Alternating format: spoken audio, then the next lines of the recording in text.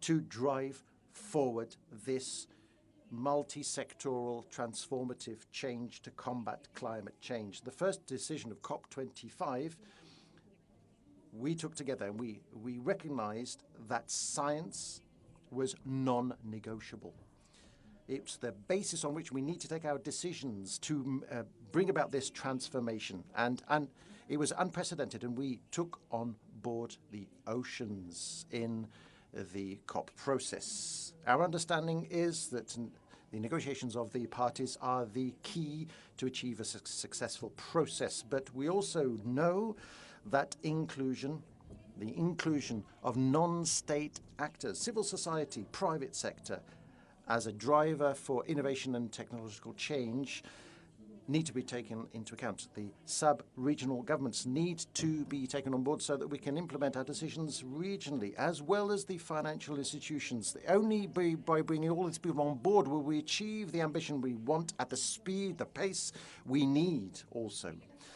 At COP25, we said this clearly. It is time for us to act. That is why, together, we renewed the mandate of the champions, and we launched the Global Ambitious Alliance for Carbon Neutrality, which, thanks to the joint work of the champions of Chile and the United Kingdom, and thanks to the Race to Zero, we have been able to exponentially increase the involvement of NGOs, non-state actors, so that everybody can be taken on, bring about this transformative change. Over 7,000 institutions have went to that COP, including and $90 trillion worth of commitment. We have committed ourselves to act by 2050 with specific actions that are science-based. As president of the COP, we al nivel de la mitigación. Por eso, juntos renovamos el WIM, lanzamos el Santiago Network para la asistencia técnica en la adaptación y junto con la presidencia entrante y los champions impulsamos la campaña Race to Resilience, que tiene por objetivo concreto disminuir la vulnerabilidad frente al cambio climático de más de 4 billones de personas al año 2030. Poner a las personas en el centro debe ser nuestra meta siempre. Por eso la implementación del plan de género es fundamental para una acción climática justa e inclusiva, que no profundice las brechas y desigualdades ya existentes. Nada de lo avanzado en la COP25 habría sido posible sin el apoyo, la convicción y el trabajo de muchísimas personas a las que hoy quiero agradecer. Gracias especialmente a España y en particular a su presidente Pedro Sánchez y su ministra de Transición Ecológica, Teresa Rivera. Fue su profundo compromiso con la urgencia del cambio climático, el multilateralismo y la solidaridad entre países, lo que permitió que la COP25 pudiese realizarse el año 2019. Más allá de los colores políticos de los gobiernos de turno, para nosotros, el pueblo español y el gobierno de Pedro Sánchez ha sido nuestro aliado, nuestro hermano en la COP25 y en la lucha contra el cambio climático. Gracias.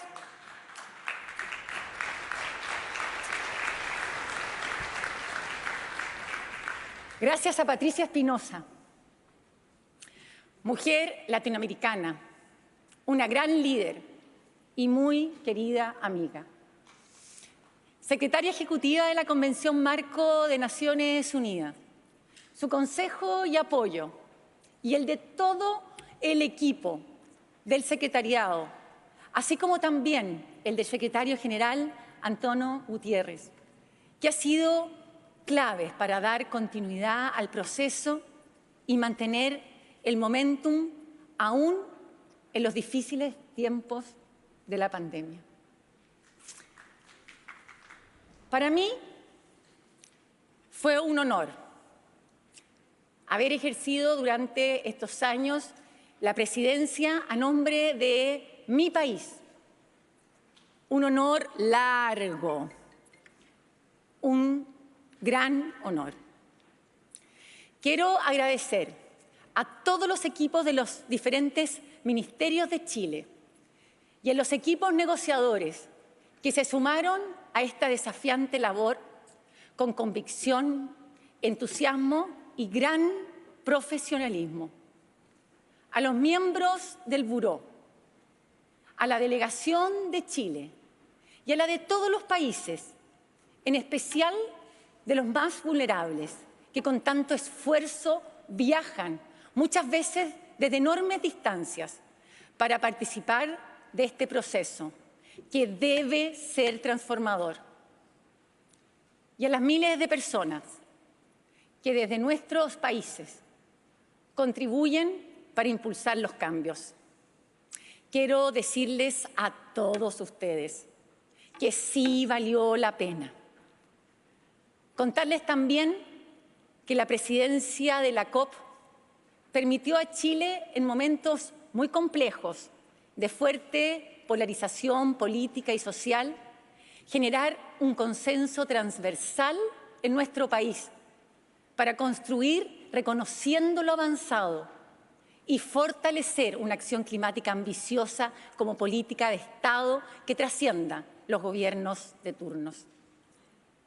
Cumpliendo lo establecido en el Acuerdo de París, en Chile, trabajando conjuntamente con la ciencia, logramos aprobar unánimemente en el Senado la Ley Marco de Cambio Climático, que establece la meta de carbono neutralidad y resiliencia a más tardar el 2050, como lo pide la ciencia. Presentar el 2020 nuestra NDC actualizada con ambición en línea con la carbono neutralidad. Desarrollar el Atlas de Riesgo Climático a nivel comunal para todo el territorio nacional, instrumento clave para la adaptación. Impulsar un proceso de descarbonización, estableciendo el cierre inmediato de las primeras plantas a carbón apenas asumimos la presidencia el año 2019 y el cierre al año 2025 del 65% de todas las centrales a carbón en Chile. Y hoy, presentar en esta COP26 nuestra estrategia climática de largo plazo, con límites de emisiones vinculantes para todos los sectores emisores de nuestra economía y más de 400 medidas multisectoriales concretas en un camino claro para alcanzar la carbono neutralidad y resiliencia de nuestro país. Sin duda, son logros importantes. Sin embargo, sabemos que aún nos queda mucho por avanzar. En Chile y en el mundo entero estamos sintiendo con fuerza los efectos del cambio climático. La ciudadanía espera mucho de los líderes en la COP.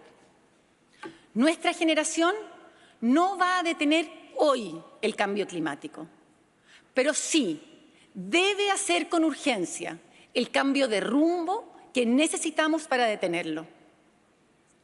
Son los jóvenes, a quienes sumamos en el proceso de negociación, los que con su fuerza, capacidad de innovación y de trabajar horizontalmente pueden ayudarnos a generar los consensos requeridos para lograr el desarrollo sustentable que todos anhelamos.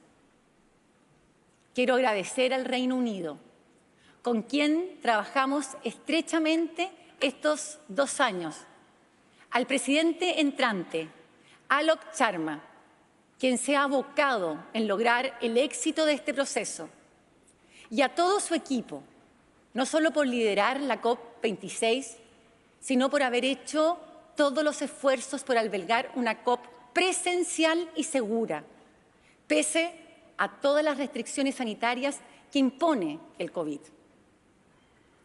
Sabemos que el éxito de esta COP26 se va a evaluar principalmente en 3 áreas: ambición, finanzas y reglas. Hoy tenemos una gran brecha de ambición. El Acuerdo de París establece 2 instrumentos mandatorios para enfrentar el cambio climático: presentar NDCs más ambiciosas y estrategias climáticas de largo plazo. Esos son los 2 instrumentos concretos que todos los países debemos utilizar para reducir esa brecha. No hay otros. No podemos reescribir el Acuerdo de París. Tenemos que cumplirlo. Debemos también ser capaces de establecer una nueva meta de movilización de recursos financieros al 2025, pero también cerrar la brecha de los 100.000 millones comprometidos. Por último, necesitamos fijar un set de reglas claras, donde el tema más importante será el marco reforzado de transparencia. No va a haber artículo 6 sin ello. El proceso de la COP se basa en la confianza, así como en el principio de responsabilidades comunes, pero diferenciadas. Es por eso que antes de dejar la presidencia de la COP, quiero hacer un llamado fuerte y claro a los líderes del G20, que hoy se encuentran reunidos en Roma, a cumplir los compromisos adquiridos. Amigas y amigos, soy optimista. Los procesos multilaterales no son fáciles ni rápidos, pero los acuerdos son esenciales. El éxito no está en dividirnos, no está en buscar culpables, ni en derrotar a otros, sino en sumar voluntades que nos permitan cumplir con nuestra palabra y que nuestras acciones realmente reflejen nuestro discurso. Siguen contando con Chile. Muchísimas gracias.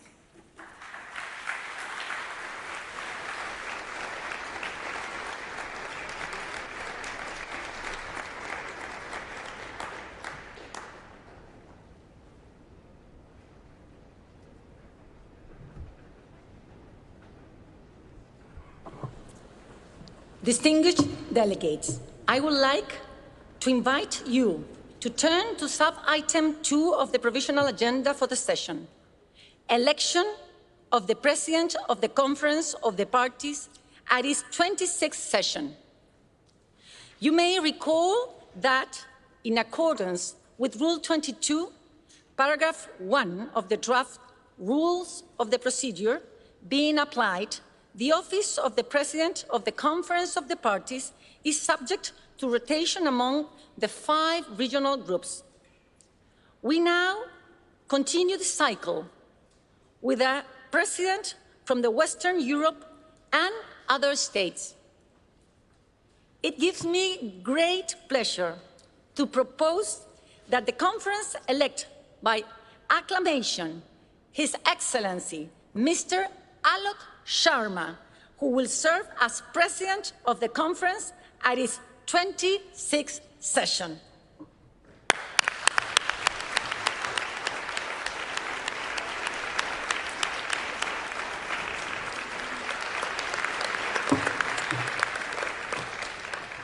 I declare His Excellency Mr. Alok Sharma elect President of the 26th session of the Conference of the Parties.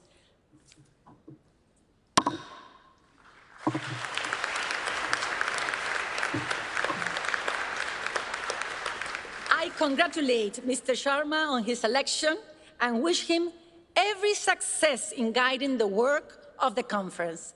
I now invite Mr. Sharma to take his seat on the podium.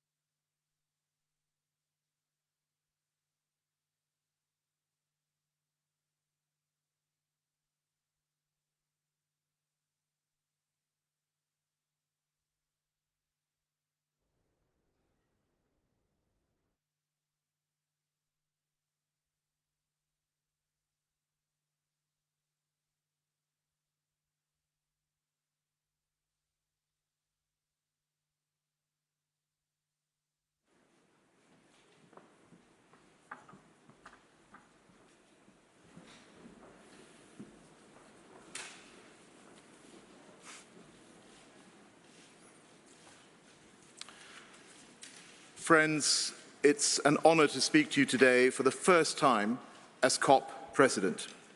And I want to thank my dear friend Carolina for her really strong leadership over the past 2 years. Friends, I'm very aware of the responsibility placed upon me in this role, and I do not underestimate the challenge. But let me start first by formally welcoming you to Glasgow, and I want to thank you for all your efforts in getting to the United Kingdom, which I know for some has been arduous due to the impacts of the pandemic. Indeed, for almost 2 years now, the pandemic has caused devastation and disruption to lives and livelihoods across the world. And I know this has particularly affected the least developed countries and the small island developing states. And because of the pandemic, as you know, we postponed COP26 by a year. But during that year, climate change did not take time off. And the IPCC report in August was a wake-up call for all of us. It made clear that the lights are flashing red on the climate dashboard. That report, agreed by 195 governments, makes clear that human activity is unequivocally the cause of global warming. And we know that the window to keep 1.5 degrees within reach is closing. I've been humbled to speak over this year with communities devastated by climate change. On a visit to Jomsom in Nepal in the Hindu Kush region, I spoke to communities literally displaced from their homes from a combination of droughts and floods. In Barbuda, I met communities still suffering from the ravages of Hurricane Irma 4 years ago. I've spoken to the communities in East Africa fighting plagues of locusts spawned by climate change. And earlier this month, I spoke to a group of women in Madagascar, determinedly coping with what some describe as the first climate-induced famine in the world. Friends, in each of our countries, we are seeing the devastating impact of a changing climate. Floods, cyclones, wildfires, record temperatures. And we know that our shared planet is changing for the worse. And we can only address that together through this international system. And we know what we need to do, because 6 years ago in Paris, we agreed our shared goals. We said we would protect people and nature from the effects of climate change. We said we would get finance flowing to climate action. And we said we would limit the rise in global temperature to well below 2 degrees, pursuing efforts towards 1.5. The rapidly changing climate is sounding an alarm to the world to step up on adaptation, to address loss and damage, and to act now to keep 1.5 alive. And we know that this COP, COP26, is our last best hope to keep 1.5 in reach. Now, I know that we have an unprecedented negotiations agenda ahead of us, but I believe that this international system can deliver. It must deliver. And as COP President, I am committed to promoting transparency and inclusivity, and I will lead this conference in accordance with the draft rules of procedure and with the utmost respect for the party-driven nature of our process. In that spirit, I believe that we can resolve the outstanding issues. We can move the negotiations forward, and we can launch a decade of ever-increasing ambition and action. And together, we can seize the enormous opportunities for green growth, for good green jobs, for cheaper, cleaner power. But we need to hit the ground running to develop the solutions that we need. And that work, my friends, starts today. And we will succeed or fail as one. Astronauts speak of the intense emotion they feel when looking back at Earth from space, seeing it gleaming through the darkness of the cosmos. incredible, improbable, and infinitely precious. And if we act now, and we act together, we can protect our precious planet. So let's come together over these 2 weeks and ensure that where Paris promised, Glasgow delivers. Thank you.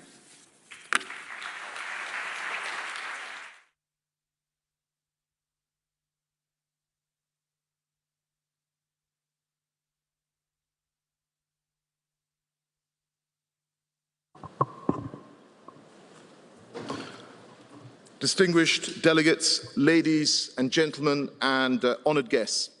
This morning, we are honoured to have with us His Excellency Mr. Abdullah Shahid, President of the United Nations General Assembly, Mr. Hoesung Lee, Chair of the Intergovernmental Panel on Climate Change, Councillor Susan Aitken, Leader of Glasgow City Council, India Logan Riley, a representative of the Indigenous peoples, and Ms. Patricia Espinosa, UNFCCC Executive Secretary.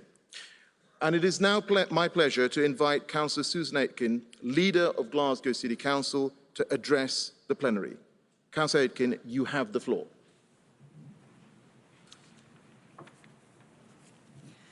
Thank you, President.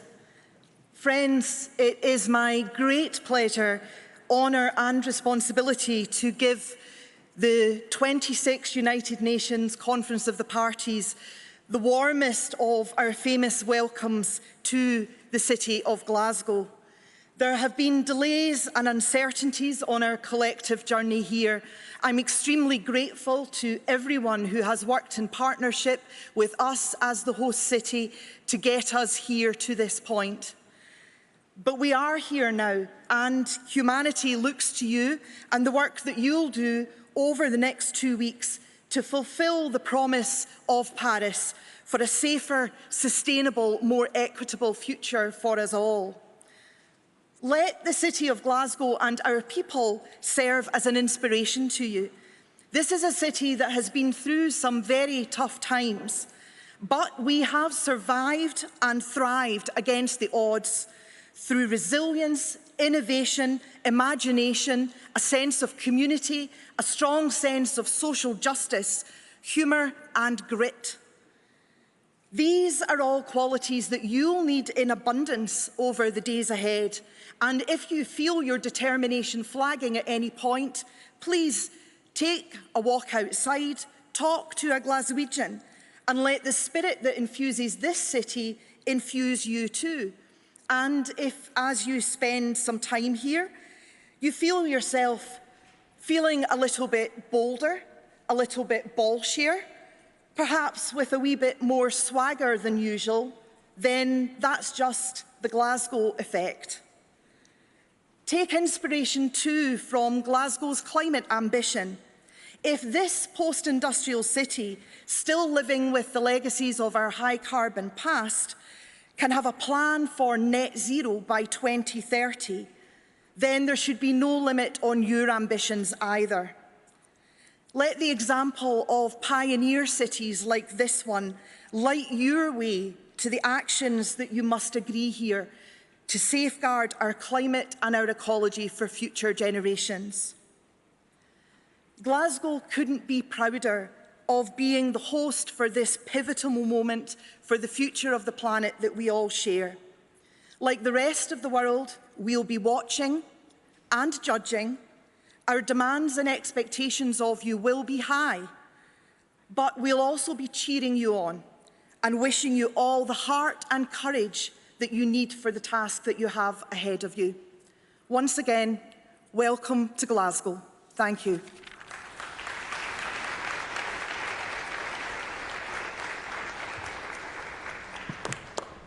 Thank you, Councillor Aitken. It is now my pleasure to invite Ms. Patricia Espinosa, UNFCCC Executive Secretary, to address the plenary. Executive Secretary, you have the floor.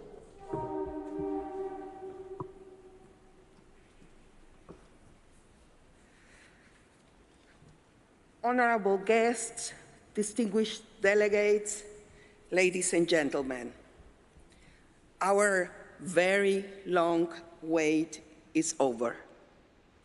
It is with joy and enthusiasm that I officially welcome you to COP26.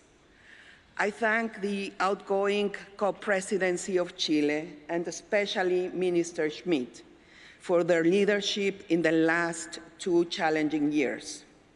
I also officially welcome the incoming UK presidency and Minister Sharma. I thank you for your collaborative efforts as we work together to make COP26 a resounding success. And to all of you, I say this, congratulations. Congratulations to those in this room, those watching online, and to everyone involved in this process. Think back on the last 2 years since we last met in Madrid. The early confusion, the pandemic and what it could mean for our process. Think about the decisions we made together, the skills we developed together to take advantage of communication technologies.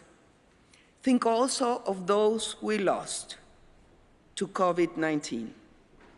Our hearts are with those who continue to suffer. But let us also acknowledge what we have accomplished. We have kept the process going. We have not let the pandemic stand in the way of addressing the most critical issue facing this generation and those to come. We are here because of you and your work. From the bottom of my heart, thank you. Let's ensure that work was not in vain. As Scottish poet Robert Burns once wrote, "Now is the day, now is the hour." Colleagues, dear friends, we stand at a pivotal point in history. Humanity faces stark but clear choices. We either choose to achieve rapid and large-scale reductions of emissions to keep the goal of limiting global warming to 1.5 degrees, or we accept that humanity faces a bleak future on this planet. We either choose to boost adaptation efforts to deal with current extreme weather disasters and build resilience to address future impacts, or we accept that more people will die, more families will suffer, and more economic harm will follow.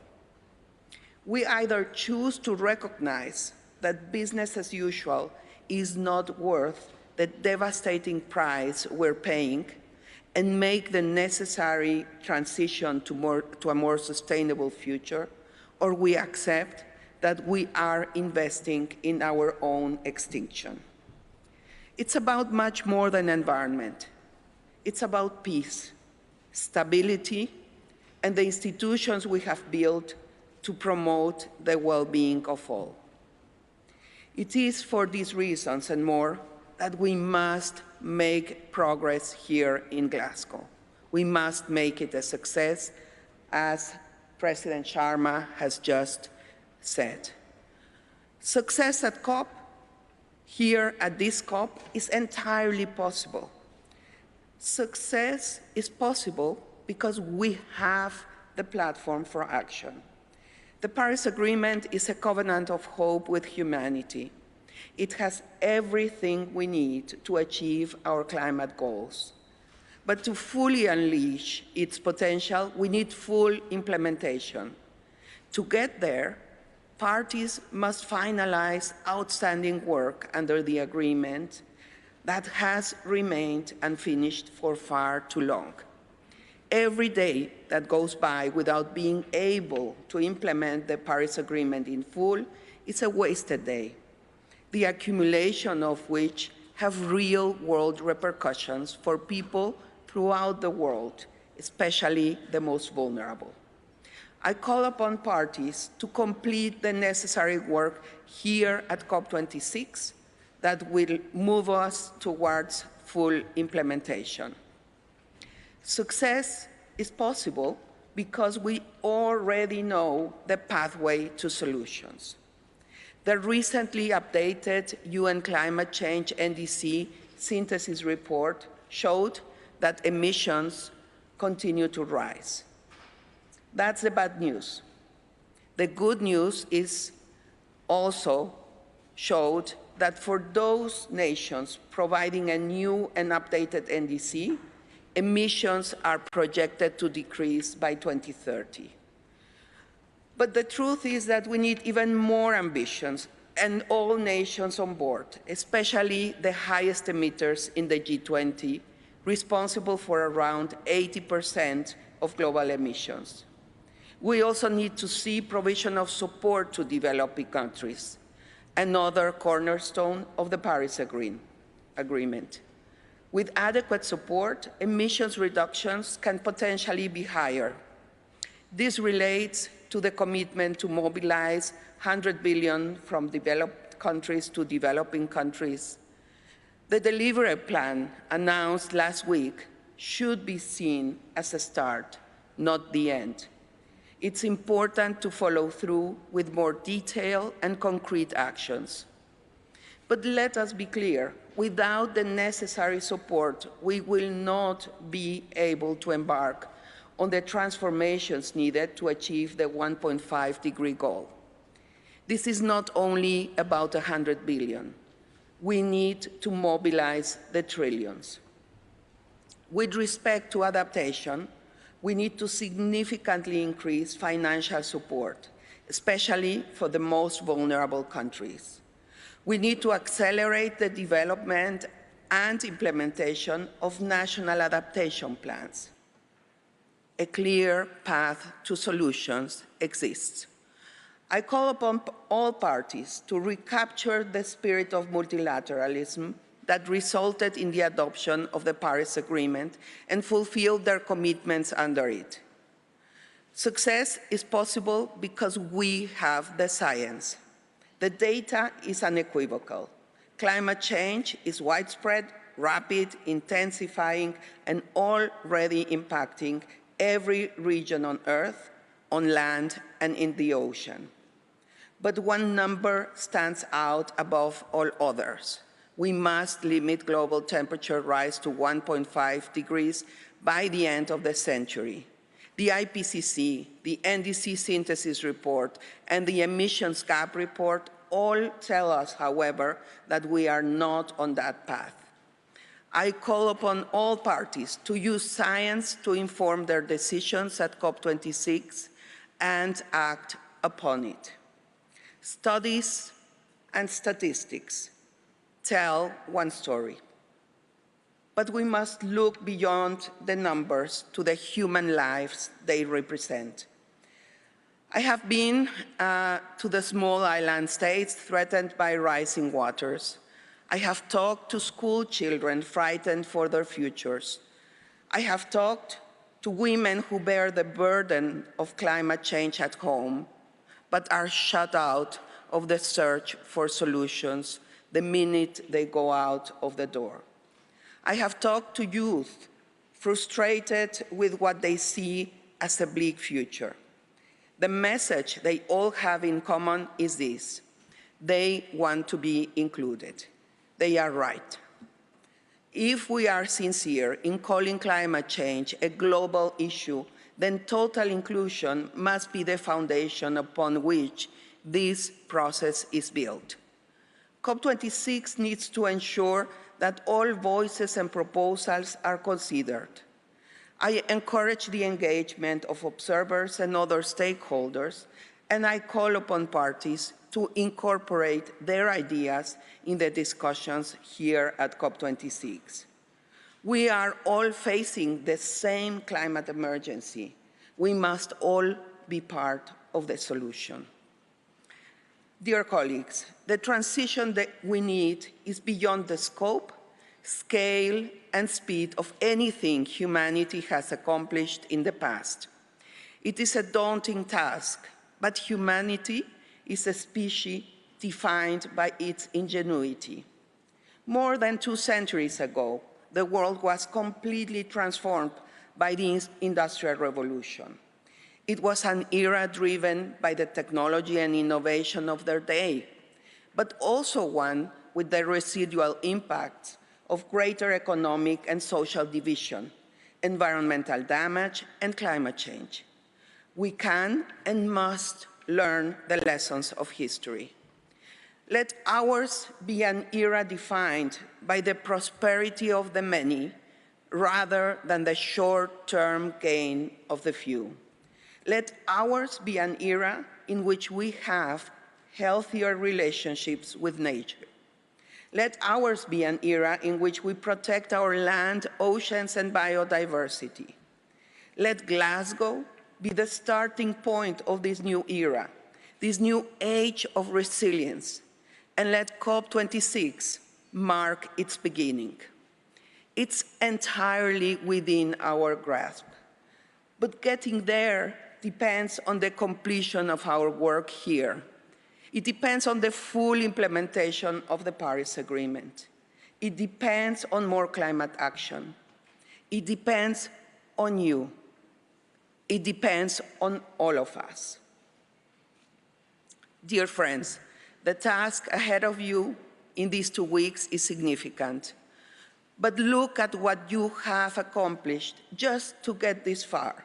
Success is entirely possible. I encourage you to keep the big picture in mind. I encourage you to look beyond your specific agenda item to what we're trying to achieve together. I encourage you to consider the choices that we must make and the trust vested in you by billions.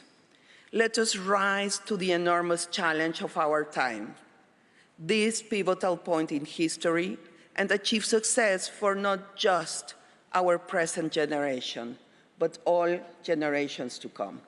Thank you.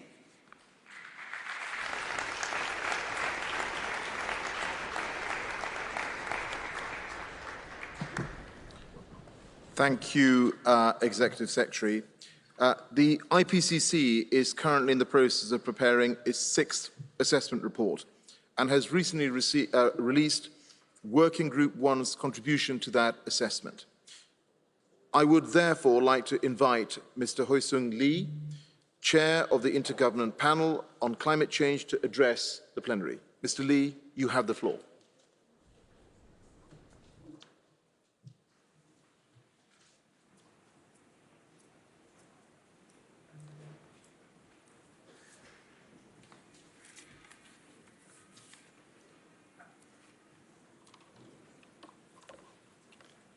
Excellencies, distinguished delegates, ladies and gentlemen, it's an honor for me to address you on behalf of the IPCC at the opening of the COP26. First, our sincere thanks to the UNFCCC Secretariat and the UK government for the successful preparation of this landmark conference. We are equally grateful to the Scottish government and City of Glasgow for this preparation and warm welcome. It is a privilege to speak about climate change science here in Scotland, endowed with a rich scientific life and home to giants such as Alexander Fleming, Mary Somerville, and of course Adam Smith, the father of economics, just to name a few. Today's scientific knowledge and its achievement stands also on their shoulders. Prior to this conference, the IPCC released in August the first part of its ongoing 6th assessment report. It clearly laid out for the policymakers and stakeholders the most up-to-date physical science basis for the understanding of the climate system and climate change. Make no mistake, it's a sobering read. It reflects the magnitude of the collective challenge for all nations on this planet. Science shows that changes in the climate are widespread, rapid, and becoming more intense and affecting every part of the region. Thanks to major advance in science since our previous assessment report in 2013, today we have a much more precise and clearer picture of how the climate system works, which let us understand better what has changed in the past and what is changing now and what can be the changes in the future on the climate system and why they matter for every region. It is now unequivocal that human influence is causing climate change, making extreme events more frequent and more severe. Some recent hot extremes, such as heat waves in the last 10 years, would have been extremely unlikely to occur without human influence on the climate system. Global warming of 1.5 degrees Celsius and 2 degrees Celsius will be exceeded during this century unless immediate, rapid, and large-scale reductions in greenhouse gas emissions, especially the carbon dioxide and methane, occur in the nearest future. We also bring a wealth of understanding about climate change at the regional level, which is critically relevant for shaping policies. I encourage everyone to seize the moment, seize the opportunity this gathering offers. We, the scientific community, are ready to work with you on the understanding of scientific evidence of climate change, its impacts, adaptations, and how these translate into realities of climate action. We share one atmosphere, one climate system. It knows no borders. The true measure of the effectiveness of our collective efforts will be the state of its condition, and science will attest to that. Thank you very much for your attention.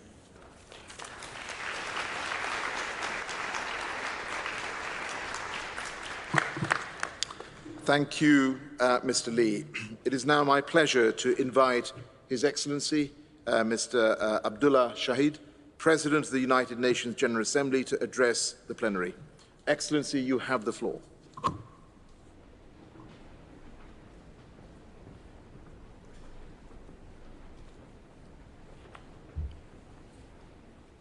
Excellencies, ladies and gentlemen, dear friends, allow me to be candid, for you are family.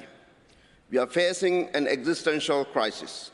We have the capacity and resources to address this crisis, but we are simply not doing enough. We must be honest about this with ourselves, with each other, and with the rest of the world. We have had decades to argue the facts about climate change, but the power of renewables, about the fine details of monitoring or cost sharing.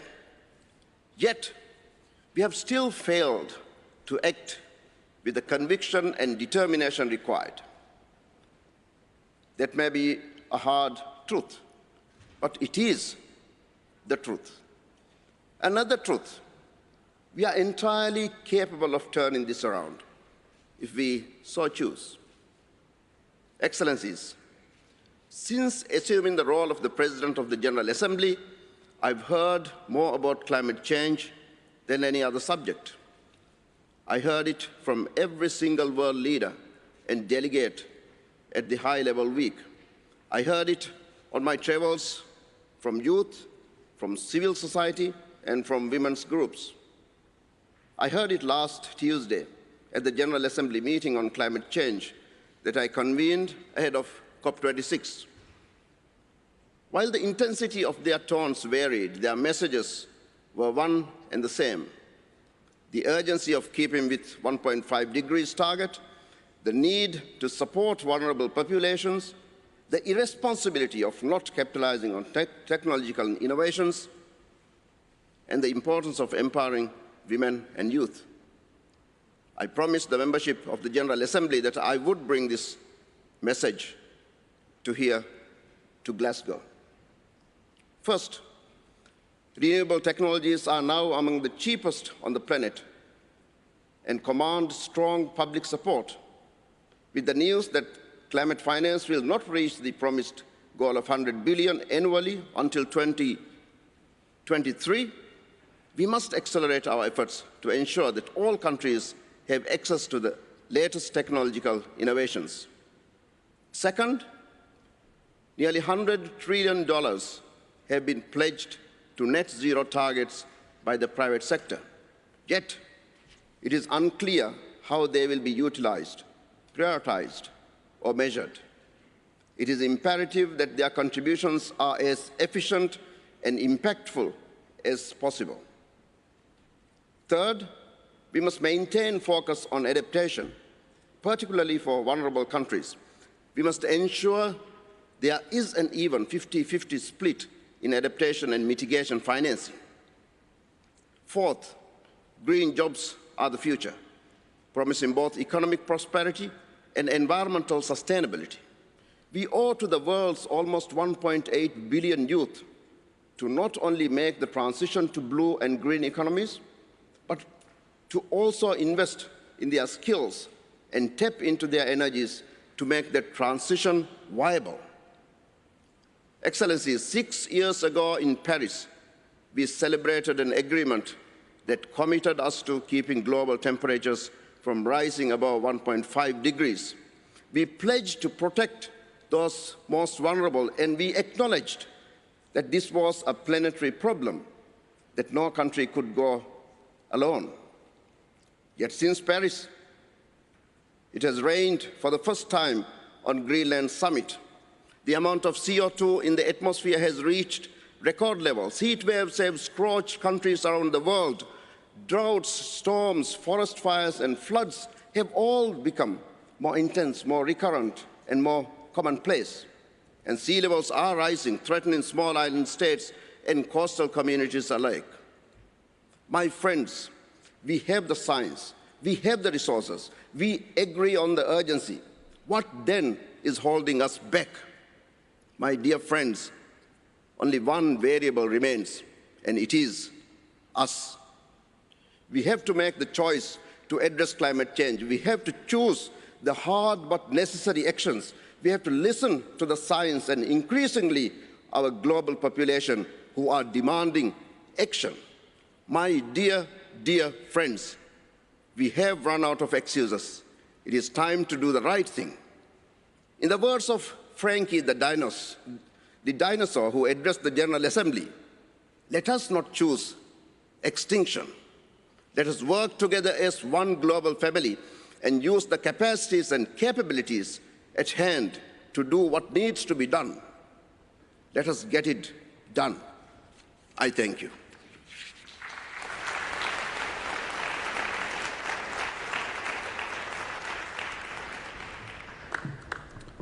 Thank you, Excellency. Now, upon my special invitation, it is my pleasure to invite India Logan Riley, a representative of the indigenous peoples, to address the plenary. India, you have the floor.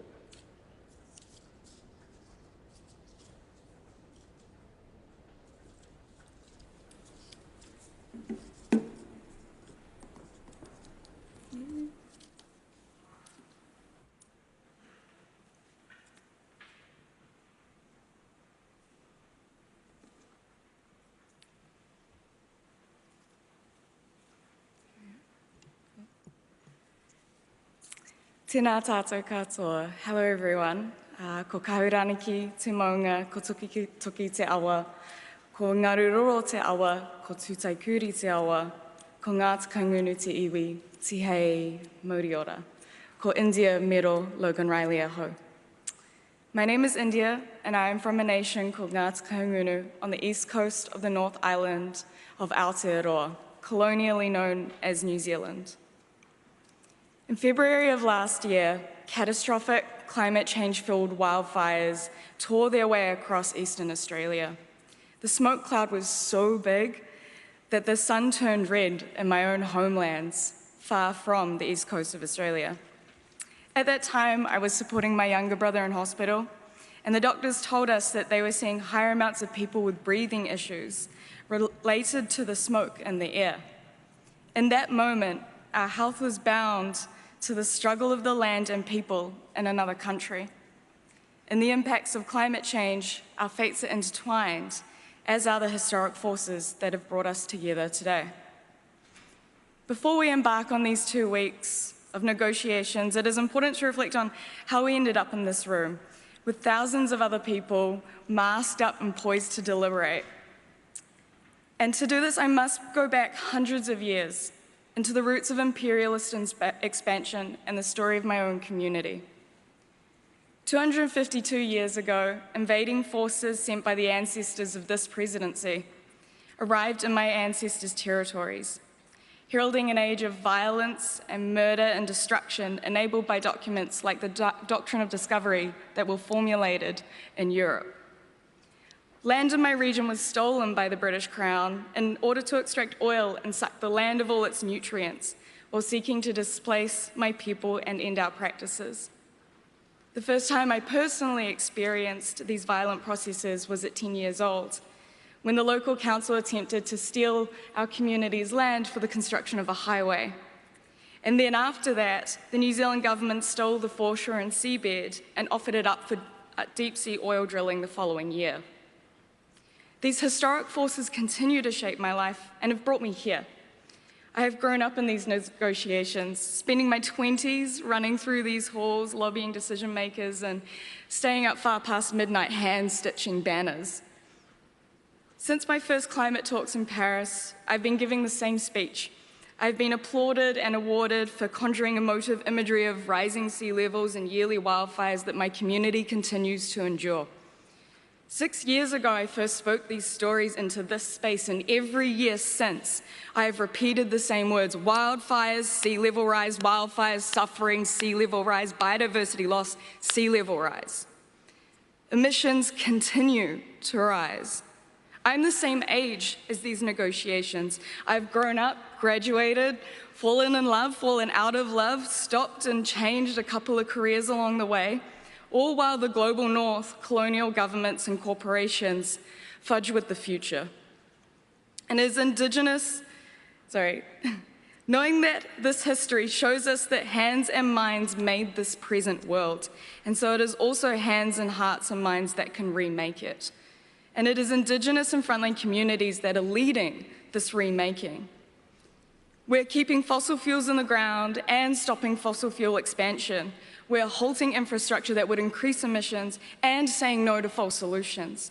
In fact, in the US and Canada alone, Indigenous resistance has stopped or delayed greenhouse gas pollution equivalent to at least 1/4 of annual emissions. What we do works. In the face of mediocre leadership, Indigenous peoples shine through. This is all to say that climate change is the final outcome of the colonial project, and in our response, we must be decolonial, rooted in justice and care for communities like mine who have borne the burden of the global north greed for far too long. I cannot put it more simply than that we know what we are doing, and if you aren't willing to back us or let us lead, then you're complicit in the death and destruction that is happening across the globe. Rights frameworks must be entrenched in the Paris rulebook. Finance must be redistributed from the likes of war games in the Pacific towards loss and damage and a just transition. And richer countries have to commit to steep emissions reductions this decade, rather than palming off responsibility through carbon markets. And last but not least, land back, oceans back. This is all part of following Indigenous leadership. This is what keeping warming below 1.5 degrees looks like. This is an invitation to you. This COP, learn our histories, listen to our stories, honour our knowledge, and get in line or get out of the way. Kia ora. Thank you.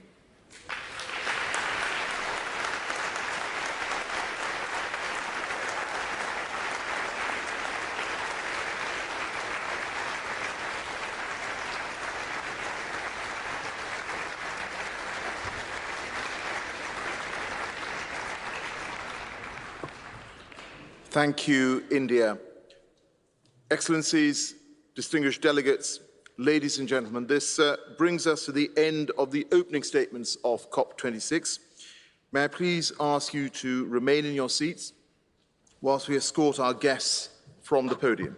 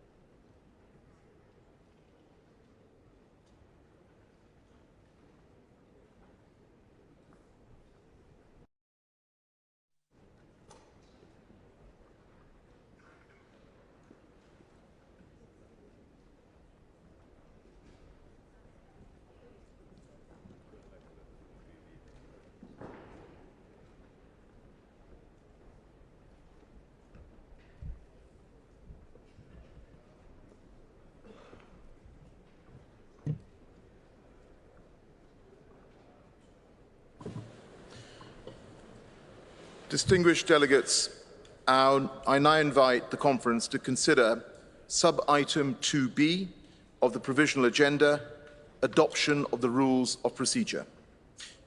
The draft rules are contained in document FCCC/CP/1996/2. Parties may recall that the draft rules of procedure are being applied with the exception of draft rule 42 on voting due to the lack of consensus. This has been the case since the first session of the Conference of the Parties in 1995.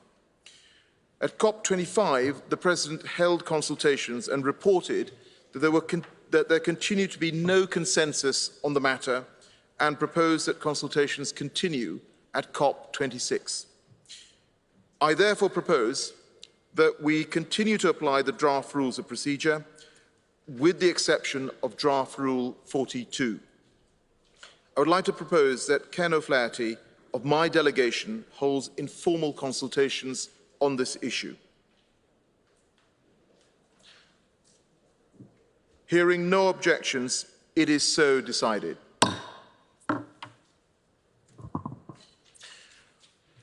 Let us now consider sub-item 2C of the provisional agenda, adoption of the agenda. I wish to thank all parties for their active and constructive engagement in our consultations on the agendas for COP26, CMP16 and CMA3. Whilst parties expressed a range of views, there was a common desire to initiate proceedings swiftly and smoothly today. With the eyes of the world on Glasgow, this will send an important signal to the world that parties remain committed to addressing the global challenge of climate change. Several groups and parties expressed concern about the large number of new agenda items proposed by the parties on top of an unprecedented workload in Glasgow, resulting from the accumulation of mandates from COP25 and from 2020 and 2021. I wish to thank Turkey for its flexibility in withdrawing its proposal for an item in the COP agenda.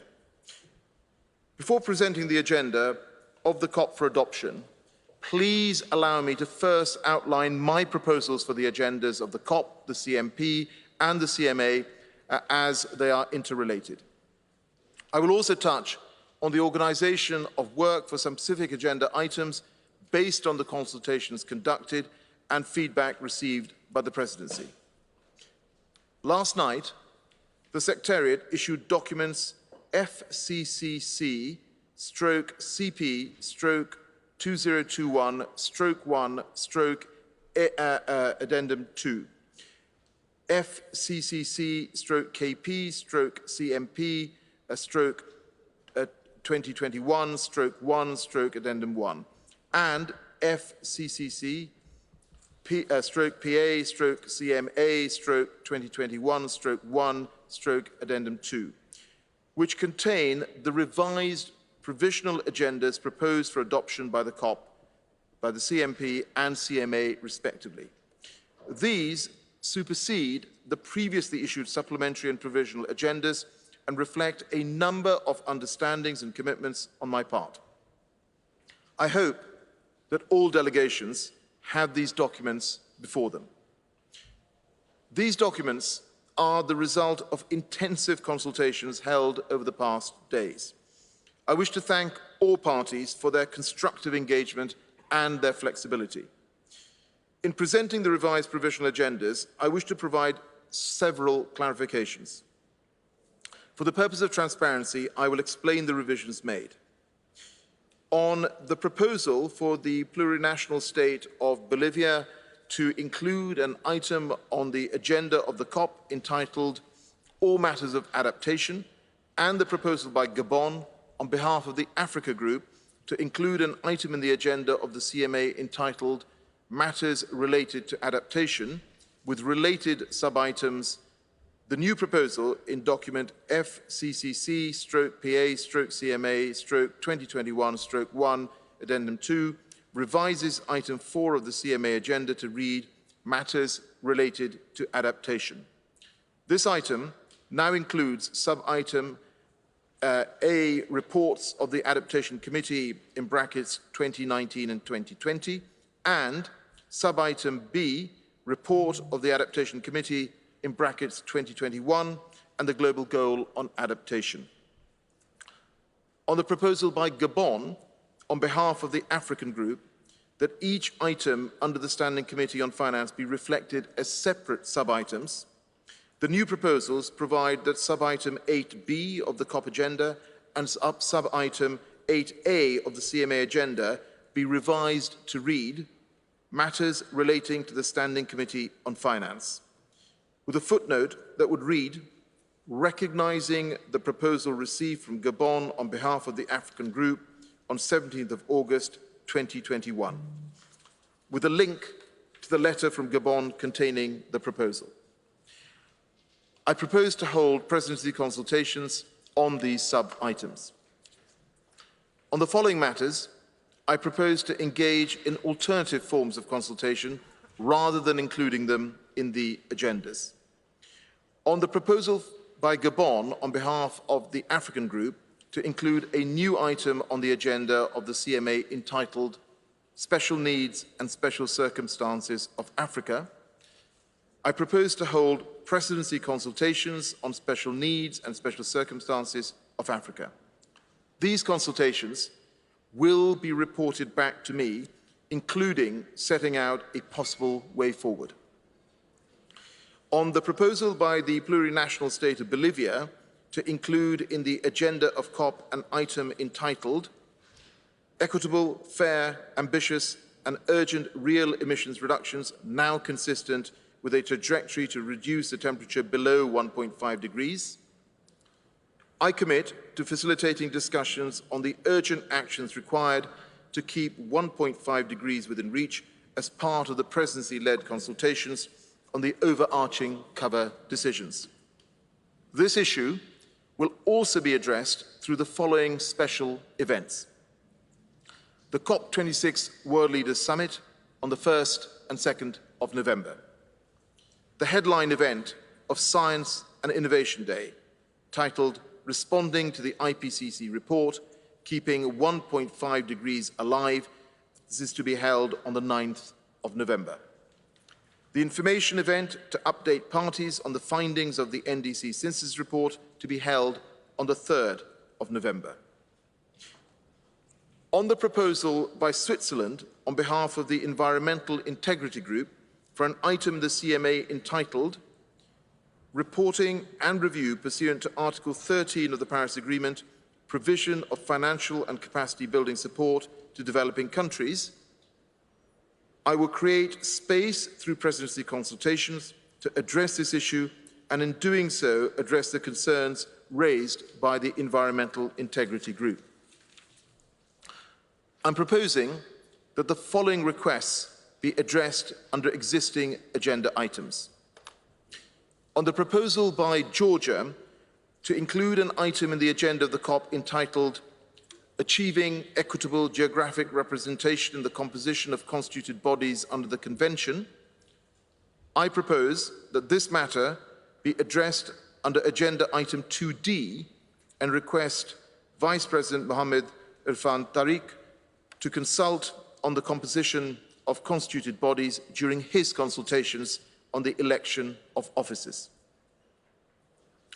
On the proposal by the plurinational state of Bolivia to include an item in the CMA entitled Stocktake on Financial Support and Means of Implementation for Alternative Policy Approaches such as Joint Mitigation and Adaptation Approaches for the Integral and Sustainable Management of Forests, I propose that parties consider this matter in the context of deliberations on items on matters relating to the Standing Committee on Finance and guidance to the Green Climate Fund. I also commit to following up after COP26 with both the Standing Committee on Finance and the Board of the Green Climate Fund on their mandated work on financial support and means of implementation for alternative policy approaches. Finally, following consultations, I am proposing not to include the proposal by Gabon on behalf of the African Group for an item on the CMP agenda entitled the third commitment period of Annex B parties to the Kyoto Protocol in accordance with its Article 3, paragraph 9, and the entry into force and completion of the Kyoto Protocol second commitment period. Regarding the organisation of work, I will propose the following. Under COP Agenda Item 7 and CMA Agenda Item 7, Warsaw International Mechanism for Loss and Damage Associated with Climate Change Impacts, I will propose to hold presidency consultations. Further, I propose that the COP agenda be adopted with the following items held in abeyance. COP Item 14, consideration of proposals by parties for amendments to the Convention under Article 15. A, proposal from the Russian Federation to amend Article 4, paragraph 2F of the Convention. B, proposal from Papua New Guinea and Mexico to amend Articles 7 and 18 of the Convention. COP Item 15, second review of the adequacy of Article 4, paragraphs 2A and B of the Convention.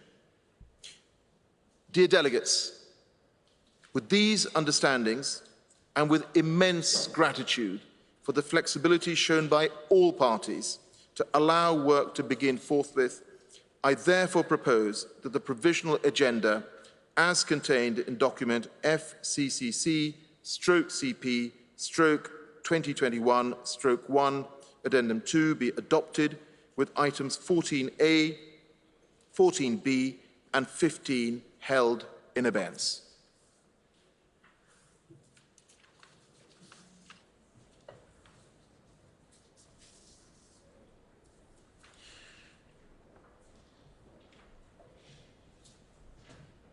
I see that Ukraine has requested the floor.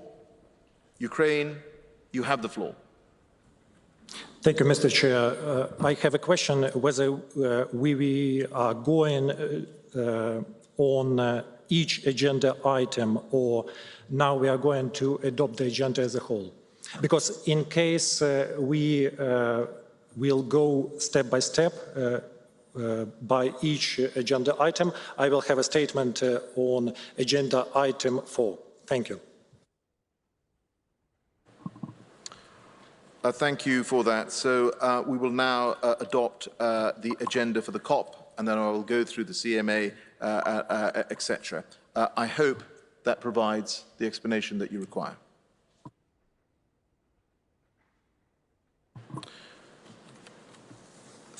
Thank you.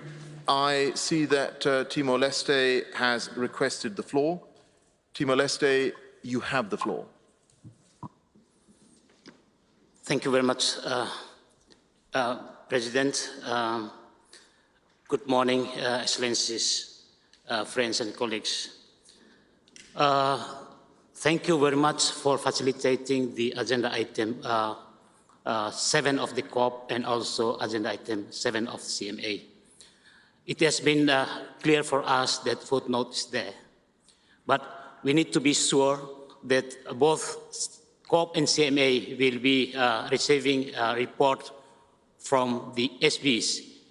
It means our work here under the guidance of the SBI and also SAPSTA will be reported back to both COP and CMA. This is our need and this is our aim. How could we cover all the issues under both COP and also CMA? Thank you very much, Mr. President.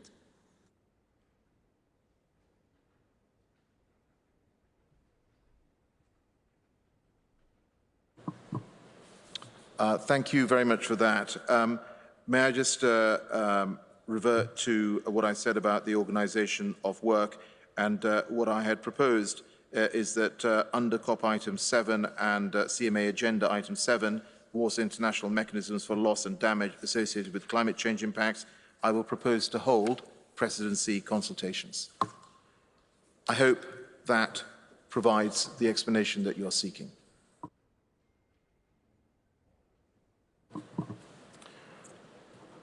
I see that Ukraine has requested the floor once again. Ukraine, you have the floor. Thank you, Mr. Chair. Distinguished delegates, the delegation of Ukraine would also like to ask to defer the consideration of the item 4 of the COP26 agenda. The provisional agenda annotations for agenda item 4 mention that the Secretariat prepared a compilation and synthesis report on the information reported by parties included in Annex 1 to the Convention in their 7th National Communications, 3rd and 4th biennial reports for consideration in this session. However, there is no reference to any specific document available which might be considered under this agenda item by the parties. In this regard, let me recall that at our previous session, there were concerns as to these documents raised by the delegation of Ukraine. Unfortunately, despite the reassurances we received from the Secretariat, the concerns have not been met. Given the need to ensure a consistent application by the Secretariat of the agreed approach, the delegation of Ukraine stands for deferment of the consideration of COP26 agenda item 4. Namely, we refer to the 3rd and 4th biennial reports of the Russian Federation, as well as compilation and synthesis of the 3rd and 4th biennial reports of parties included in Annex 1 to the Convention. We ask to include the statement in the report of COP26. I thank you, Mr. Chair. Thank you very much for that. Thank you for the statement, and we note your concerns. I see that Bolivia has requested the floor. Bolivia, you have the floor.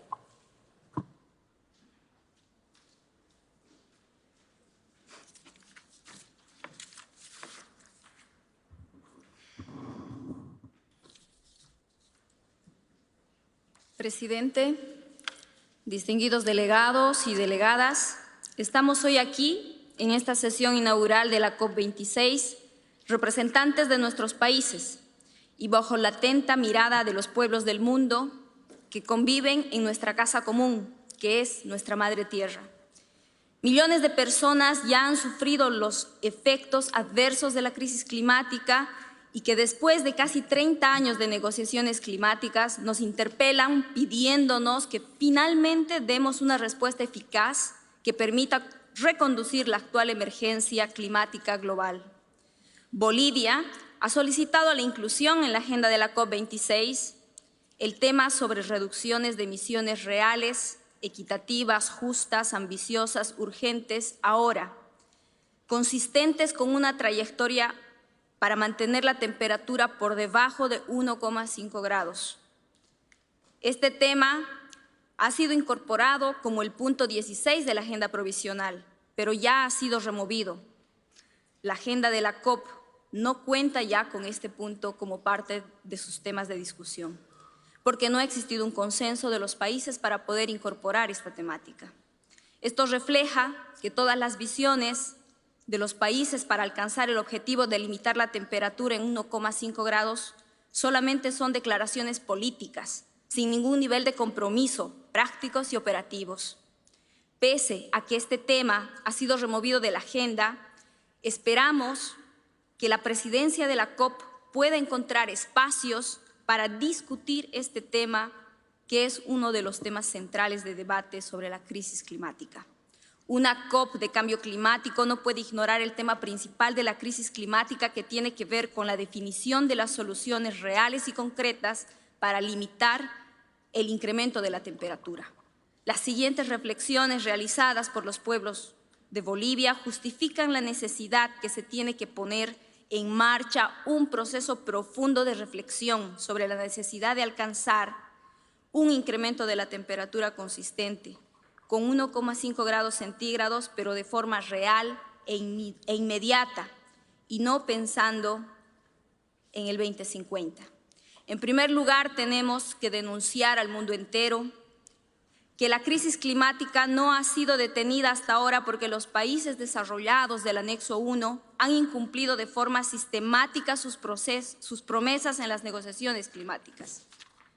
El protocolo de Kioto ha sido promulgado en el 97 para acordar los compromisos específicos legalmente vinculantes. En primer lugar, el primer periodo de compromisos del 2008 al 2012, los países desarrollados, conocidos como países del anexo 1, se adhieren a recortes insignificantes de emisiones agregadas del 5% en comparación con los niveles del año 1990. A pesar de esta visión muy baja, Estados Unidos abandona el protocolo. El Acuerdo de París ha sido aprobado el año 2011 sobre la base de que los países desarrollados acordarán nuevas obligaciones de reducciones de las emisiones el año 2013 y 2020, en el marco del segundo periodo de compromisos del protocolo de Kioto. Lamentablemente, las demoras en la ratificación entre muchos países desarrollados hicieron que la enmienda de Doha al protocolo de Kioto para su segundo periodo de compromisos entre en una vigencia solo el último día del 2020. Los países desarrollados también acordaron en Doha el año 2012 revisar sus objetivos de reducción de emisiones para fines del 2014 y aumentar su nivel de ambición. No solo se elevó el nivel de la ambición, los países desarrollados, de hecho, aumentaron sus ambiciones entre el año 1990 y 2020. Esto junto con la negativa de que algunos países desarrollados, al asumir nuevas metas bajo el protocolo de Kioto, resaltan su falta de ambición de mitigación. Los países desarrollados han hecho muchos compromisos y nunca los han cumplido. En segundo lugar, tenemos que aclarar al mundo entero que el calentamiento global es el resultado de las emisiones de gases de efecto invernadero que están consumiendo el espacio atmosférico y que existe una responsabilidad histórica de los países desarrollados con este gasto que no quieren asumir. Durante una propia fase de industrialización, los países desarrollados han abusado de su espacio de carbono y han utilizado el de los países en desarrollo como el nuestro. El presupuesto de carbono para evitar un incremento de la temperatura por debajo de 1,5 grados es cada vez más reducido y estamos a punto de agotarlo. El aumento de la temperatura global, según los últimos datos publicados por el IPCC, del total de emisiones de CO2 que aún podrían ser lanzadas a la atmósfera sin superar el calentamiento global de 1,5 grados, oscilan entre el 67% en probabilidad.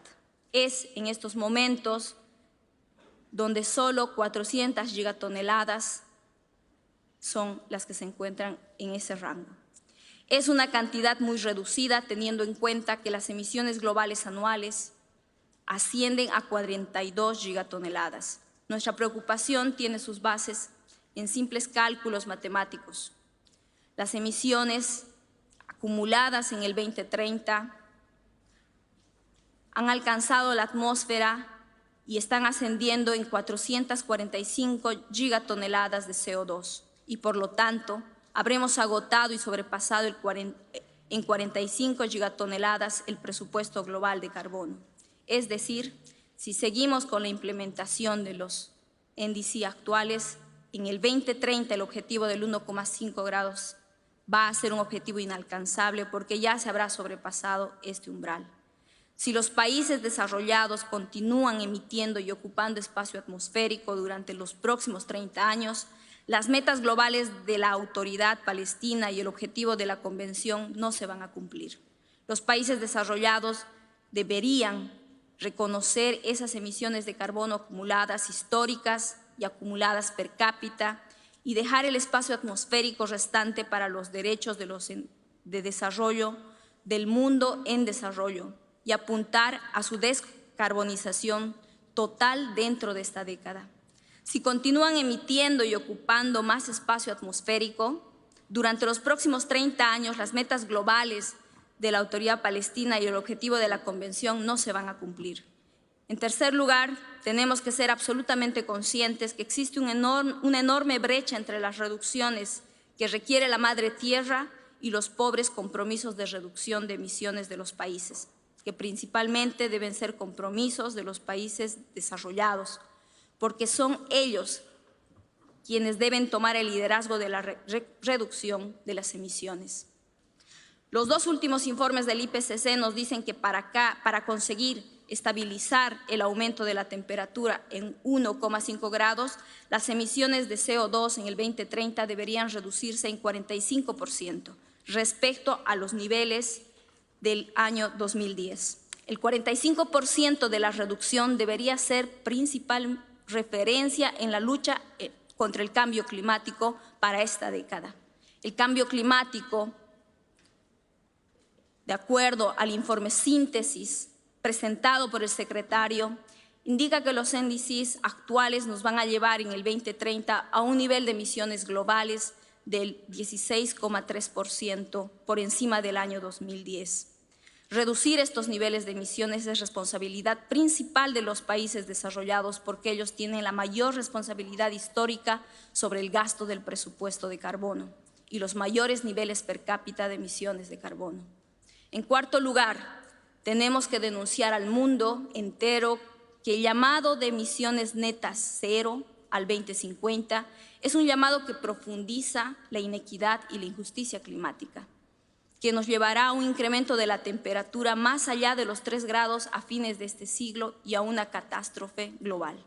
A pesar de una falta de ambición demostrada en el periodo anterior al 2030, así como en sus índices de acuerdo al Acuerdo de París, los principales países desarrollados ahora están presionando para cambiar los objetivos del Acuerdo de París, al pedir a todos los países que adopten objetivos netos cero para el 2050. Este nuevo objetivo que está avanzando va en contra del Acuerdo de París y es en contra de la equidad y la justicia climática.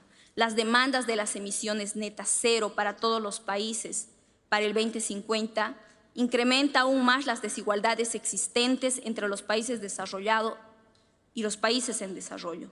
Lejos de significar ambiciones climáticas, la frase de emisiones netas cero están siendo utilizadas por la mayoría de los gobiernos de los países desarrollados y corporaciones contaminantes para evadir sus responsabilidades, disfrazando la inacción climática para seguir con las emisiones de gases de efecto invernadero en la atmósfera.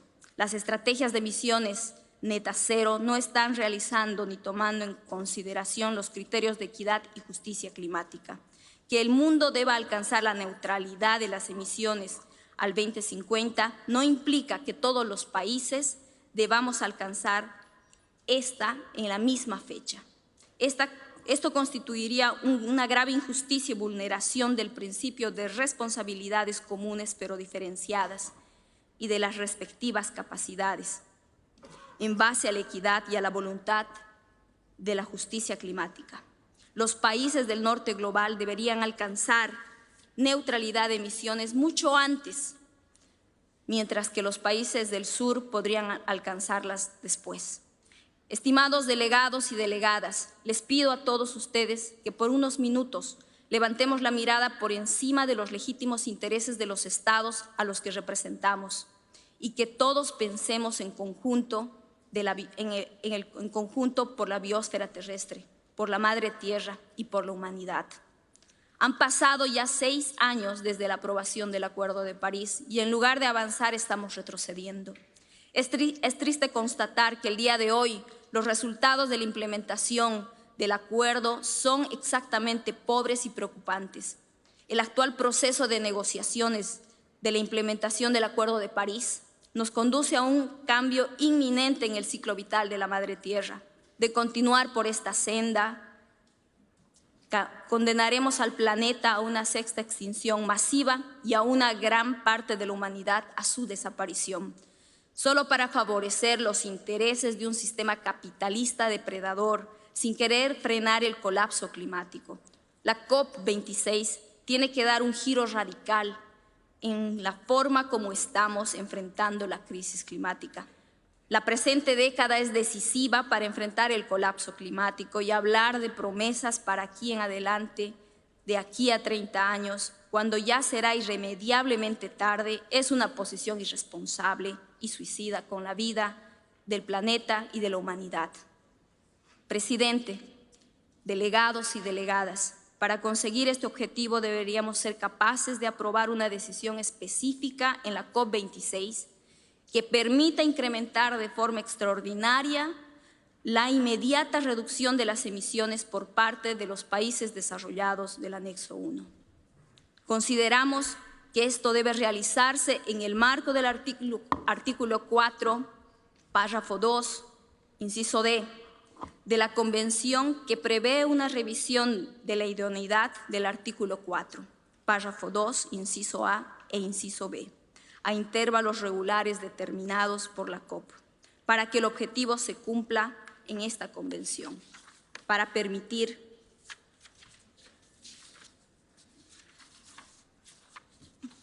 que estos elementos deberían contener una decisión de la COP en la siguiente dirección. Deberíamos organizar un grupo de trabajo durante el año 2022 para avanzar en un proceso que permita operacionalizar todos los aspectos necesarios para alcanzar una trayectoria consistente al 1,5 grados.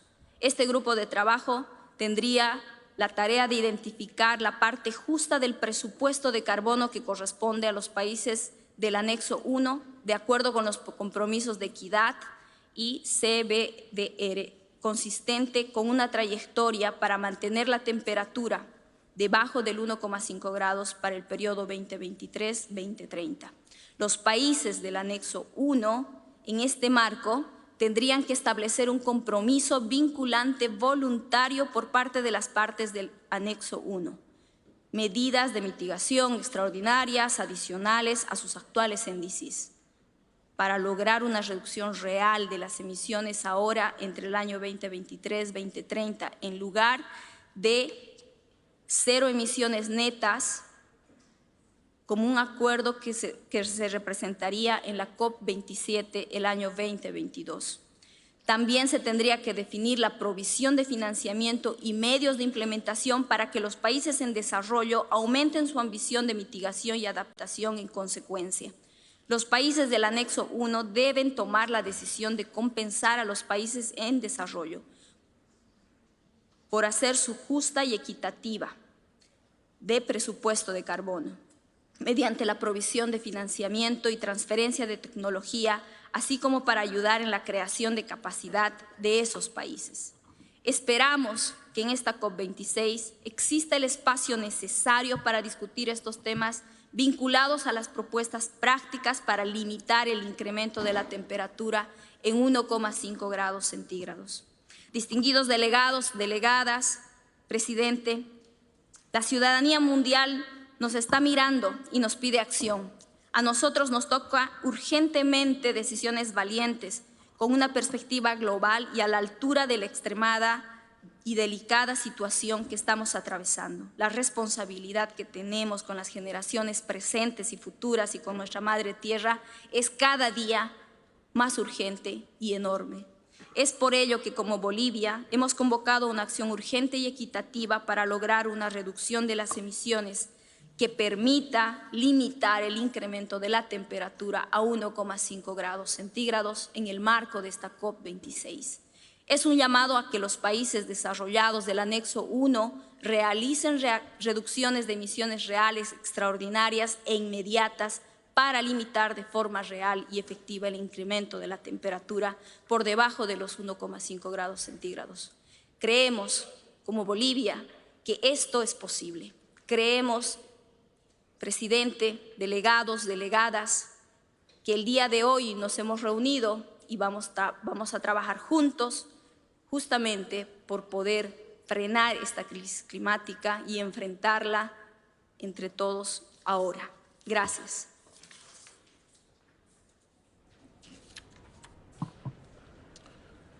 So I thank Bolivia for its statement and, of course, for demonstrating flexibility. And I would just refer all parties to the statement I made earlier on the proposal from Bolivia.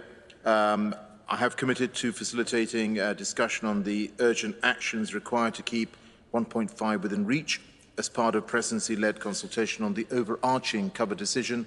And I've also set out a number of special events where this item will be covered. Thank you to Bolivia for its statement. I see that Venezuela has requested the floor.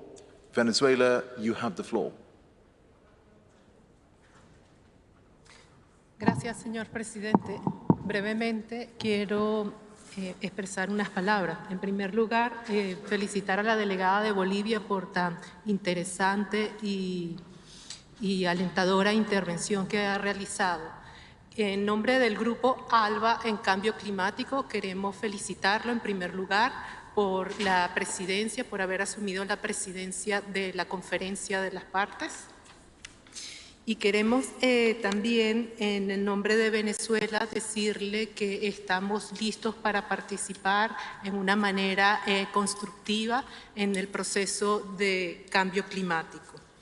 Hemos tratado de llamar la atención con distintos colegas en distintos espacios en los que hemos participado sobre una preocupación muy específica que ha traído Venezuela para esta conferencia y tiene que ver con elementos externos colaterales que de alguna u otra manera interfieren en la implementación del Acuerdo de París. Nosotros hemos venido celebrando en el ámbito nacional una serie de actividades que tienen que ver con un mandato específico que recibimos de la reunión de jefes de Estado del Grupo ALBA-TCP celebrada en Caracas el 24 de junio del 2021. El mandato específicamente nos señala que debemos promover un diálogo sobre la afectación de las medidas coercitivas unilaterales en la acción climática. En este sentido, señor presidente, le quería comentar que en estos tiempos de cuarentena nosotros hemos estado abocados a celebrar una cantidad importante de actividades que han convocado a expertos, académicos, a juristas internacionales, a expertos relatores de Naciones Unidas sobre el tema de las medidas coercitivas unilaterales y su incidencia en la acción climática. Expertos relatores de reconocimiento internacional, les puedo mencionar el nombre de la doctora Elena Dohan, del profesor Jeffrey Sachs, el profesor Hernández Bretón y así un número, no sé si me puede seguir o...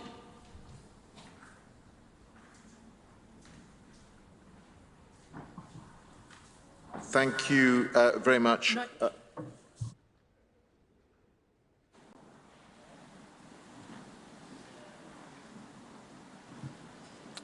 Yes, I am following.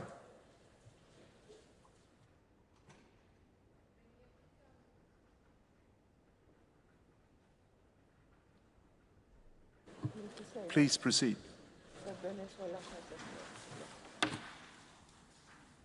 Este número importante de actividades que hemos celebrado de manera virtual con reconocidos juristas internacionales sobre la incidencia y la afectación de las medidas unilaterales y de las medidas coercitivas unilaterales en la acción climática y en los derechos ambientales. Hemos planteado tener la oportunidad en la conferencia de las partes de tener un espacio, porque este tema está contenido en la Convención Marco de las Naciones Unidas. Entonces queremos que de alguna u otra manera la agenda prevea un espacio para tener una discusión sobre este aspecto, tanto en la conferencia de la Convención como en la conferencia del Acuerdo de París. Quería señalar que las medidas coercitivas unilaterales abarcan un amplio espectro, constituyéndose en acciones que afectan de forma directa e indirecta las capacidades para responder a la acción de la crisis del cambio climático y en las capacidades de respuesta de los Estados. Estaríamos haciendo referencia a una nueva categorización de vulnerabilidad climática. Por tanto, es indudable la pertinencia de su tratamiento en esta agenda de la Convención de Cambio Climático.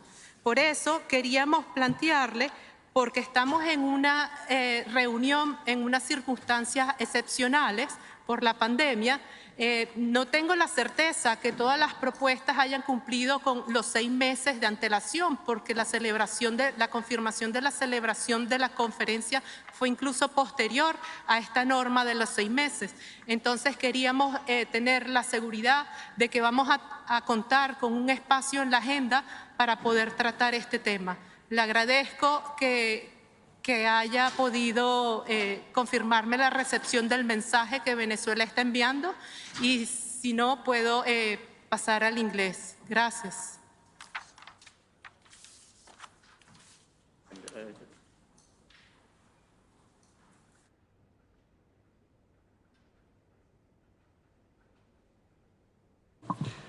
Yes, thank you very much for that. I did indeed follow the points that were being raised, and I thank you for your concerns. There are a number of places in the existing agenda to raise these concerns, and we've obviously had extensive consultations on the agenda, and I would appeal to all parties that we may be able to proceed with the adoption of the agenda.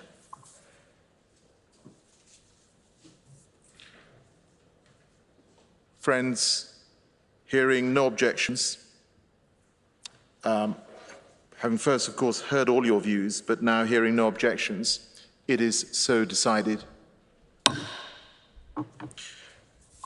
I will appoint senior members of my delegation to consult on agenda item 7, Warsaw International Mechanism for Loss and Damage associated with climate change impacts, and sub-agenda item 8B, matters relating to the Standing Committee on Finance. I will keep parties informed on the progress of the consultations. The conference is now invited to consider sub-item 2D of the agenda, election of officers other than the President. Mr. Mohammed Irfan Tariq, Vice President of COP, has begun consultations on behalf of the COP25 President on the elections for officers for the bodies of the Convention, the Kyoto Protocol, and the Paris Agreement. Groups have not yet completed their consultations, and nominations are still pending.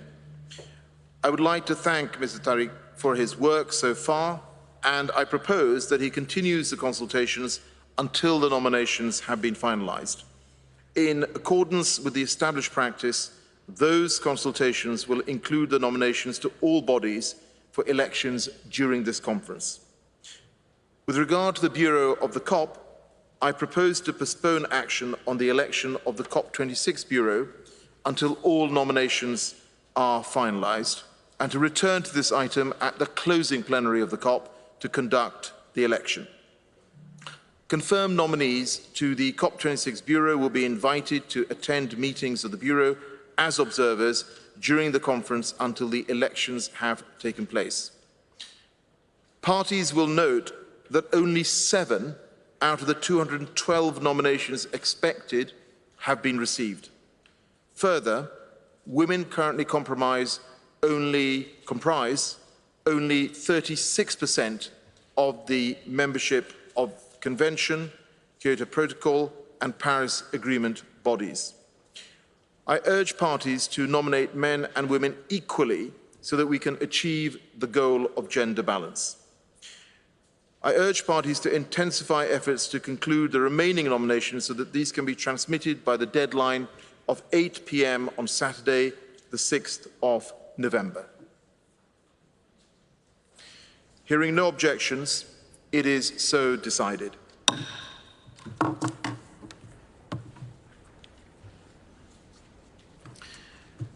The conference is now invited to consider sub-item 2E of the agenda, admission of organisations as observers.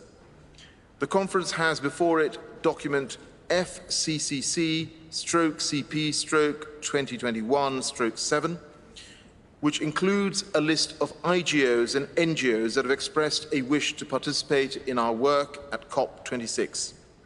This list was the basis on which organisations were informed of their pre-admittance status to COP26, on the understanding that the final authority to grant admission lies with the COP. In accordance with the recommendations of the Bureau on this matter, I invite the conference to admit as observers the organisations listed in document FCCC/CP/2021/7. Hearing no objections, it is so decided.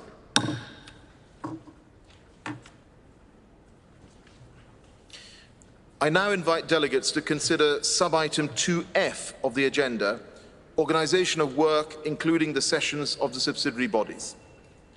Today, the governing and subsidiary bodies will convene their opening plenaries and launch work under all agenda items. Upon completion of the opening plenaries of the SUBSTA and SBI, the 5 bodies will reconvene in a joint plenary to hear statements from groups and observer organisations. On the following items, the COP will take appropriate action on the basis of recommendations from the subsidiary bodies. Item 4, reporting from and review of parties included in Annex 1 to the Convention. Item 5, reporting from parties not included in Annex 1 to the Convention. Item 6, report of the Adaptation Committee for 2019, 2020 and 2021. Sub-items A and B of item 9, development and transfer of technologies. Item 10, capacity building under the Convention. Item 11, matters relating to the least developed countries. Item 12, report of the Forum on the impact of the implementation of response measures. Item 13, gender and climate change. Sub-items A, B and C of item 16, administrative, financial and institutional matters. These items are already on the agenda of the respective subsidiary body, and that body may develop draft decisions or conclusions for consideration by the COP as appropriate. In addition, I propose to refer the following matters to the relevant subsidiary bodies. Under agenda item 6, report of the Adaptation Committee for 2019, 2020 and 2021, I propose to refer the review of the progress, effectiveness and performance of the Adaptation Committee to the SUBSTA and the SBI. Under agenda item 13, gender and climate change, I propose to refer the consideration of the annual report on gender composition and the synthesis report on progress in integrating a gender perspective in constituted body processes to the SBI. On Saturday, 6th of November, the SUBSTA and the SBI will conclude their work. I look forward to receiving the results of the SUBSTA under the leadership of Mr. Tosi Mpanu and of the SPI under the leadership of Ms. Marianne Carlson. Upon closure of the SUBSTA and the SBI, I will convene an informal stock-taking meeting to assess the status of negotiations and to propose our way of working during the second week of the conference. Dear colleagues, tomorrow, Monday the 1st of November, we will be honoured with the presence of His Excellency Mr. Boris Johnson, Prime Minister of the United Kingdom, other heads of state and government, His Excellency Mr. Antonio Guterres, Secretary General of the United Nations, and other dignitaries for the official opening ceremony and the inauguration of the high-level segment which will form part of the World Leaders Summit. This first part of the high-level segment will be held from Monday the 1st to Tuesday 2nd of November. The high-level segment will then resume on Tuesday the 9th of November and Wednesday the 10th of November to continue hearing national statements from parties whose head of state or government did not speak during the first part. On Wednesday the 10th of November, upon conclusion of the national statements, we will hear statements from senior representatives of intergovernmental and non-governmental organisations. On Thursday, the 11th of November, and Friday, the 12th of November, the COP will reconvene to consider the decisions and conclusions for adoption. Hearing no objections, we will proceed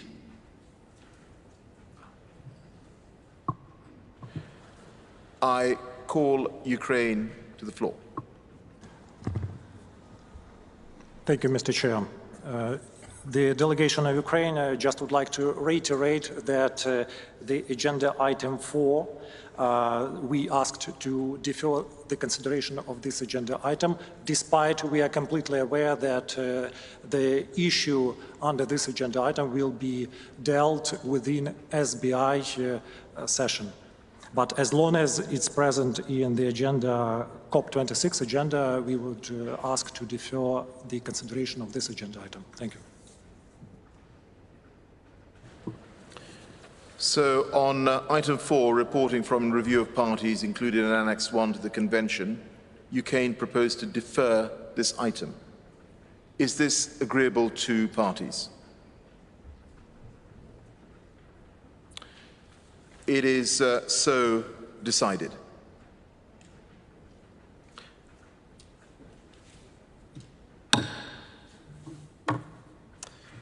So hearing no further issues or objections, we will proceed on this basis. I now invite the COP to consider agenda item 2G, dates and venues of future sessions. In accordance with the practice of rotation amongst regional groups, the African states would host COP27, the Asia-Pacific states would host COP28, and Eastern European states would host COP29. The African states have nominated Egypt to host and serve as president of COP27. Early identification of a host country minimizes logistical and financial risks. I would therefore encourage the Asia-Pacific states and the Eastern European states to accelerate their consultations and propose a host for COP28 and COP29 respectively at the earliest possible time. The COP is also invited to agree on the dates for the sessional periods in 2025 to be recommended by the SBI. I propose that Janet Rogan of my delegation conduct consultations on my behalf with the relevant regional groups with a view to proposing a draft decision on this matter for adoption by the COP. Hearing no objections, it is so decided.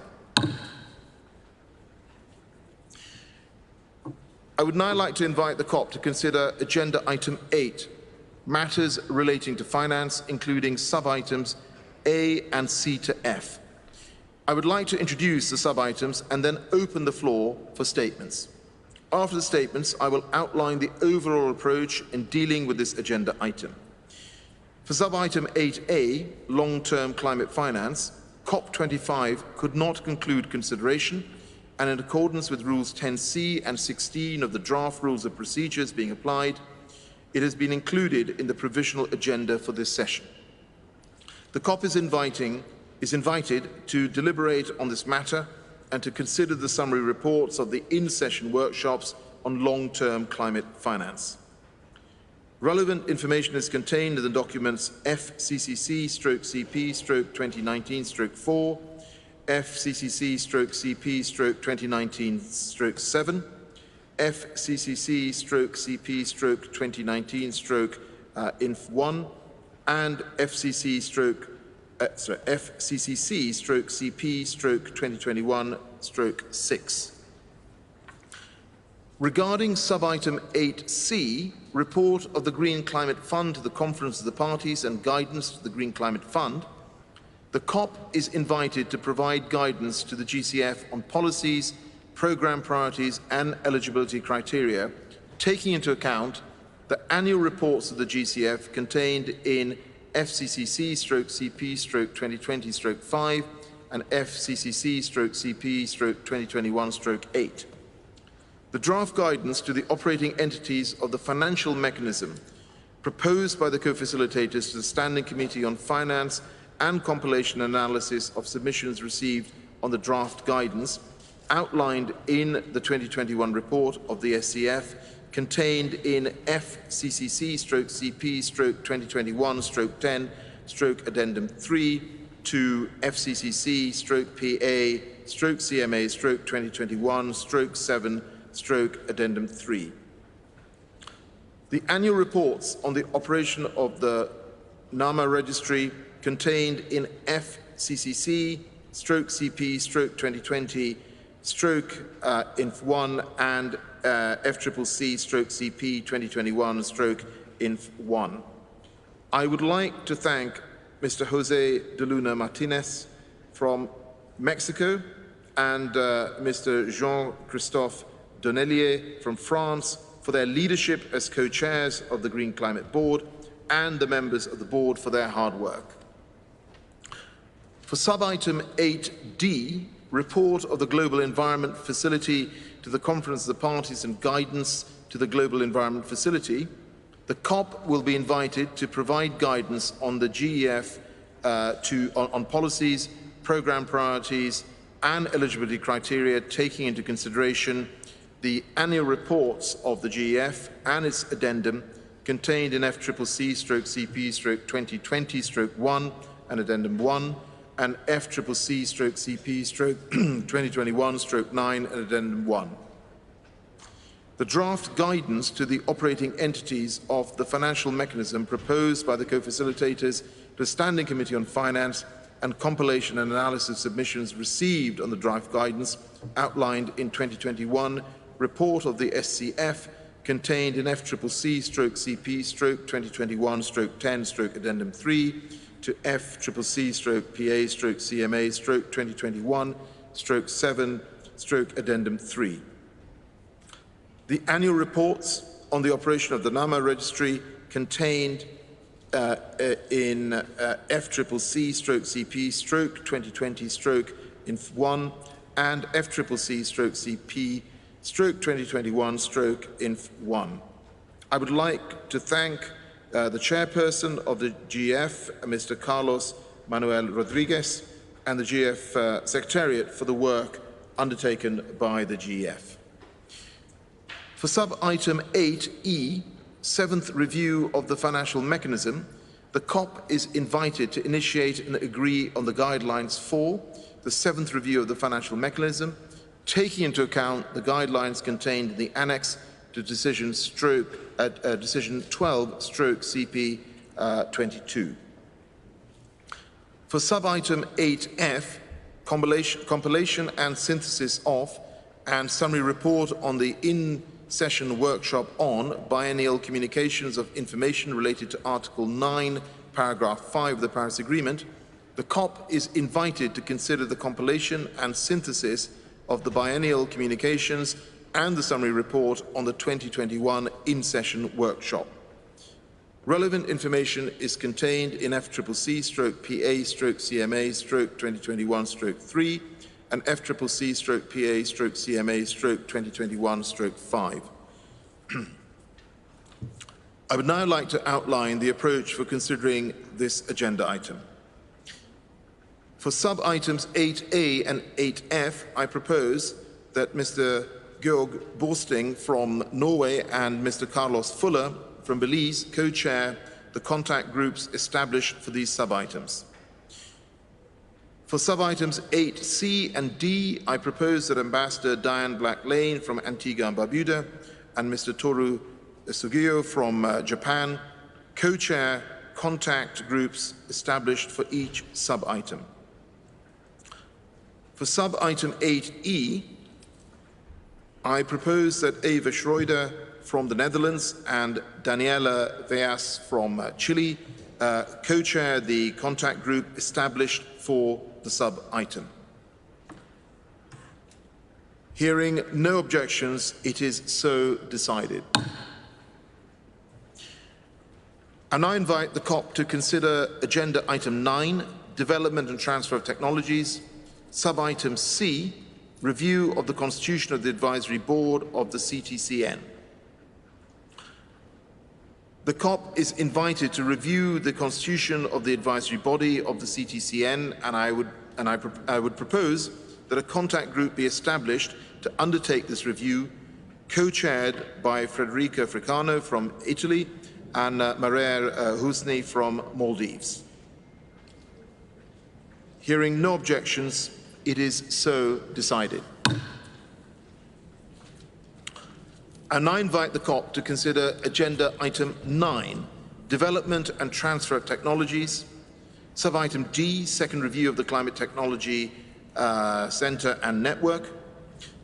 The COP is invited to consider the findings of and recommendations arising from the second independent review and determine any follow-up action for enhancing the performance of the CTCN, and to consider matters relating to the renewal of the Memorandum of Understanding between the COP and UNEP regarding the hosting of the CTC, and determine any follow-up action. The report on the second independent review is contained in FCCC/CP/2021/3. I propose to establish informal consultations to consider these matters, co-chaired by Madeleine Diouf Sarr from Senegal and Stephen Minas from Greece. Hearing no objections, it is so decided.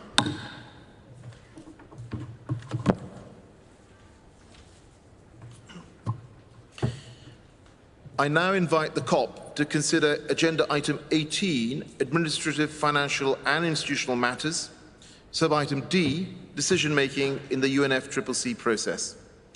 At COP25, parties were unable to conclude their consideration of this matter, and in accordance with the rules 10C and 16 of the draft rules of procedure being applied, this matter has been included in the provisional agenda for COP26.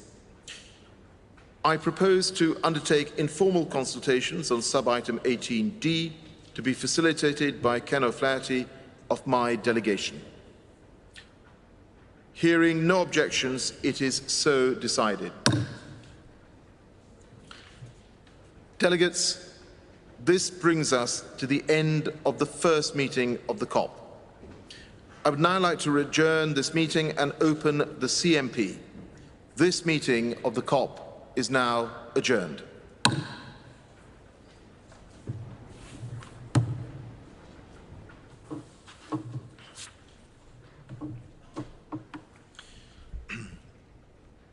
Distinguished delegates, ladies and gentlemen, I now declare open the 16th session of the Conference of the Parties, serving as the meeting of the parties to the Kyoto Protocol.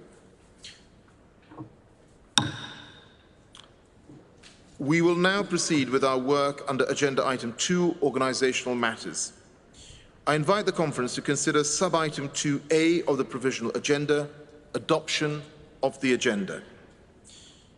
With the understandings that I previously outlined in the first plenary meeting of the COP, I propose that the agenda be adopted as contained in document FCCC/KP/CMP/2021/1/Addendum 1. I call Ukraine to take the floor. Mr. Chair. Thank you, Mr. Chair. Distinguished delegates, the delegation of Ukraine carefully studied the documents under CMP 16 Agenda Item 4B, and in this regard I would like to make a statement. We note that these documents under this agenda, item 4B, failed to meet the concerns voiced at the previous COP25 session. Given the need to ensure a consistent application by the Secretariat of the agreed approach, the delegation of Ukraine stands for deferment of the consideration of CMP 16 agenda item 4B. Namely, we refer to the documents FCCC/KP/2021/1 KP/CMB/2019/6 and Addendum 1, FCCC/KP/CMB/2020/5 and Addendum 1, FCCC/KP/CMP/2021/3 and Addendum 1. We ask to include the statement in the report of CMP 16. So we ask to defer the consideration of agenda item 4B. I thank you, Mr. Chair.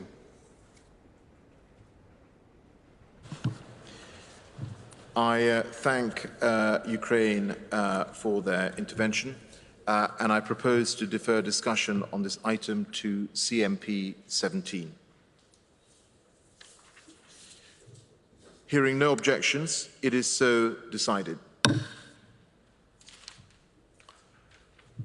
Excellencies, I have heard your views, and hearing no further objections, it is so decided. I invite the conference to consider sub-item 2B of the agenda, election of additional officers.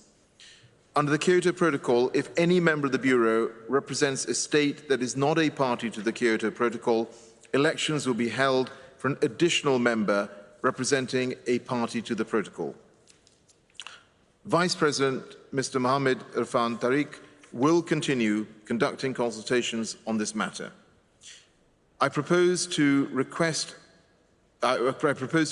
to this item at the closing plenary of the CMP to conduct the election of additional Bureau members if necessary.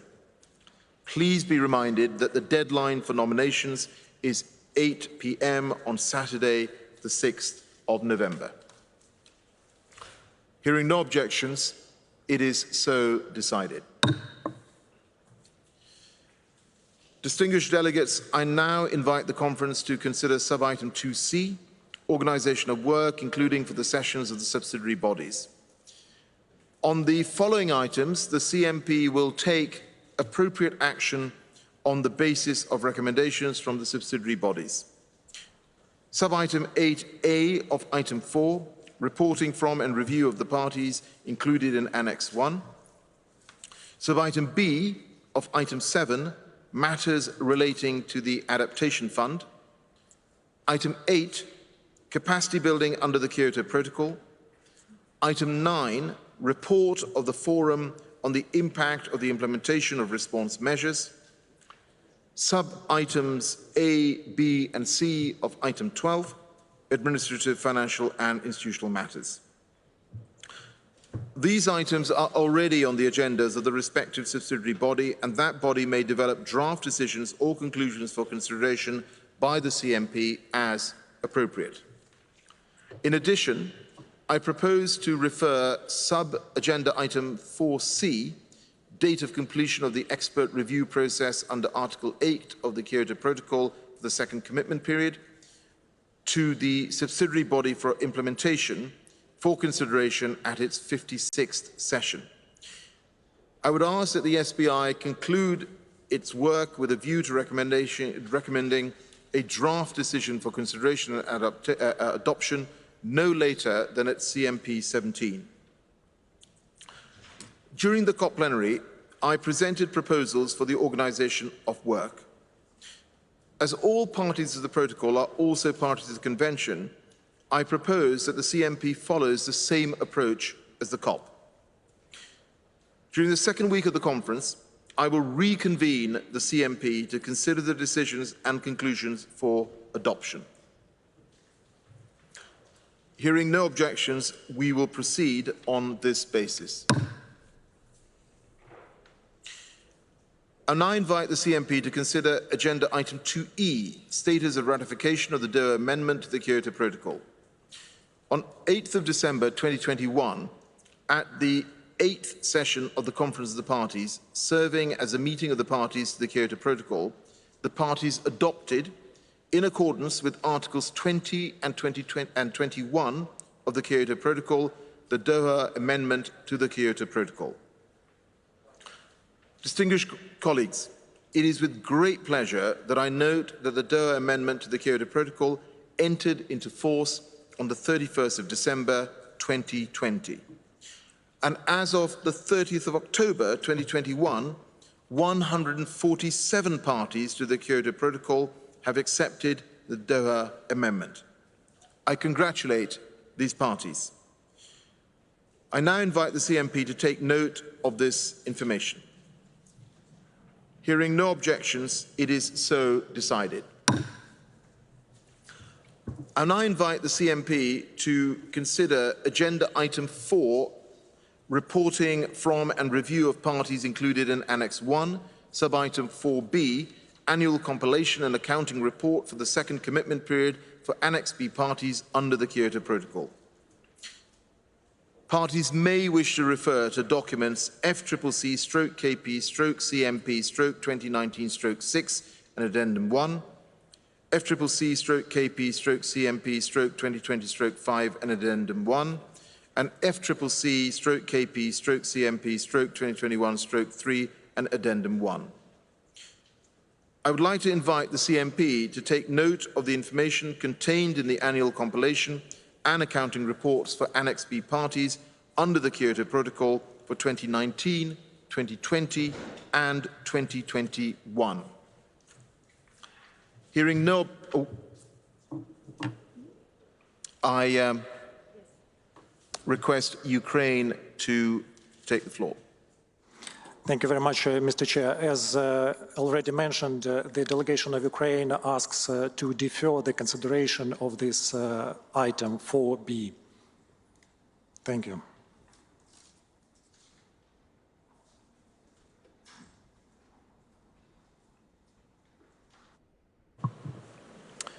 Thank you to Ukraine. Apologies on behalf of the Secretariat. That item should have been deferred. So I now see that Solomon Islands wants to take the floor. I request the Solomon Islands to take the floor. Thank you very much, Mr. President. We have a lot of sympathy for the concerns expressed by Ukraine with respect to this agenda item. We understand that they have concerns that some documentation relating to this agenda item may not be correct. Nevertheless, there is important information within these documents that is worthy of review, and it would be unfortunate if we deferred this issue. Perhaps you could hold informal consultations with parties on how to proceed with this, and in particular, the information that may be incorrect in the accompanying documents. But it would be a shame to allow this agenda item to just disappear or deferred. Thank you.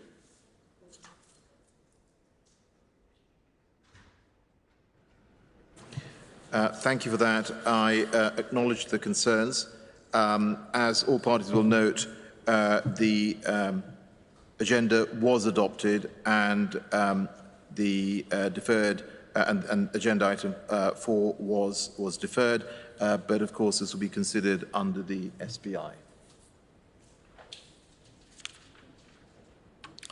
Hearing no further objections, it is so decided.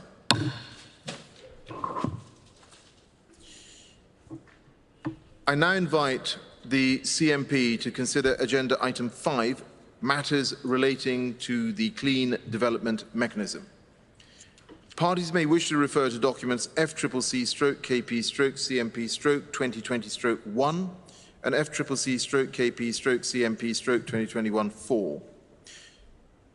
Since the publication of the annual report, the Executive Board met in Glasgow last week, and the meeting report is available on the CDM web pages of the UNFCCC website.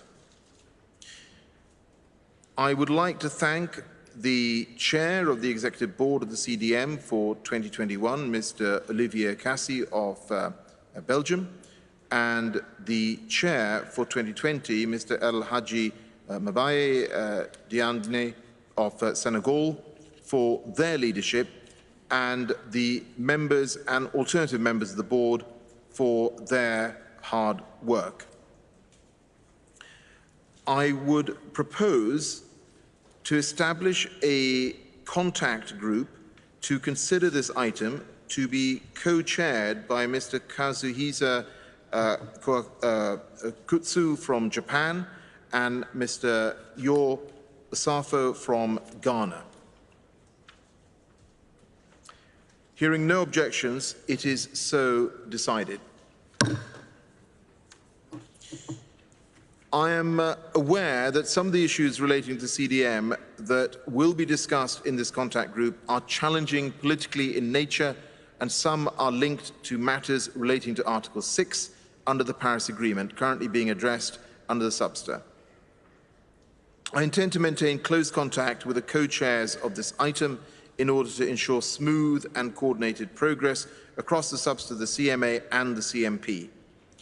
I will be listening carefully to parties to identify whether and when it may become necessary for the Presidency to undertake consultations on any matters relating to the CDM, including at the ministerial level, given the issues and their linkages to Article 6. Elections of the members and alternate members of the CDM Executive Board will be conducted during the closing CMP plenary. I now invite the CMP to consider Agenda Item 6, matters relating to joint implementation. Parties may wish to refer to documents FCCC/KP/CMP/2020/4 and FCCC/KP/CMP/2021/6. I would like to thank the Chair of the Joint Implementation Supervisory Committee for 2021, Mr.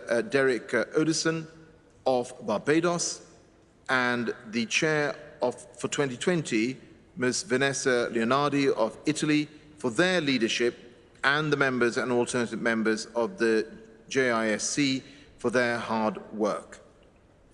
Dear colleagues, I would like to propose that the CMP takes note of the annual reports of the JISC. I would also propose that the CMP expresses its appreciation to the JISC for its prudent management of resources during the past 2 years. Hearing no objections, it is so decided.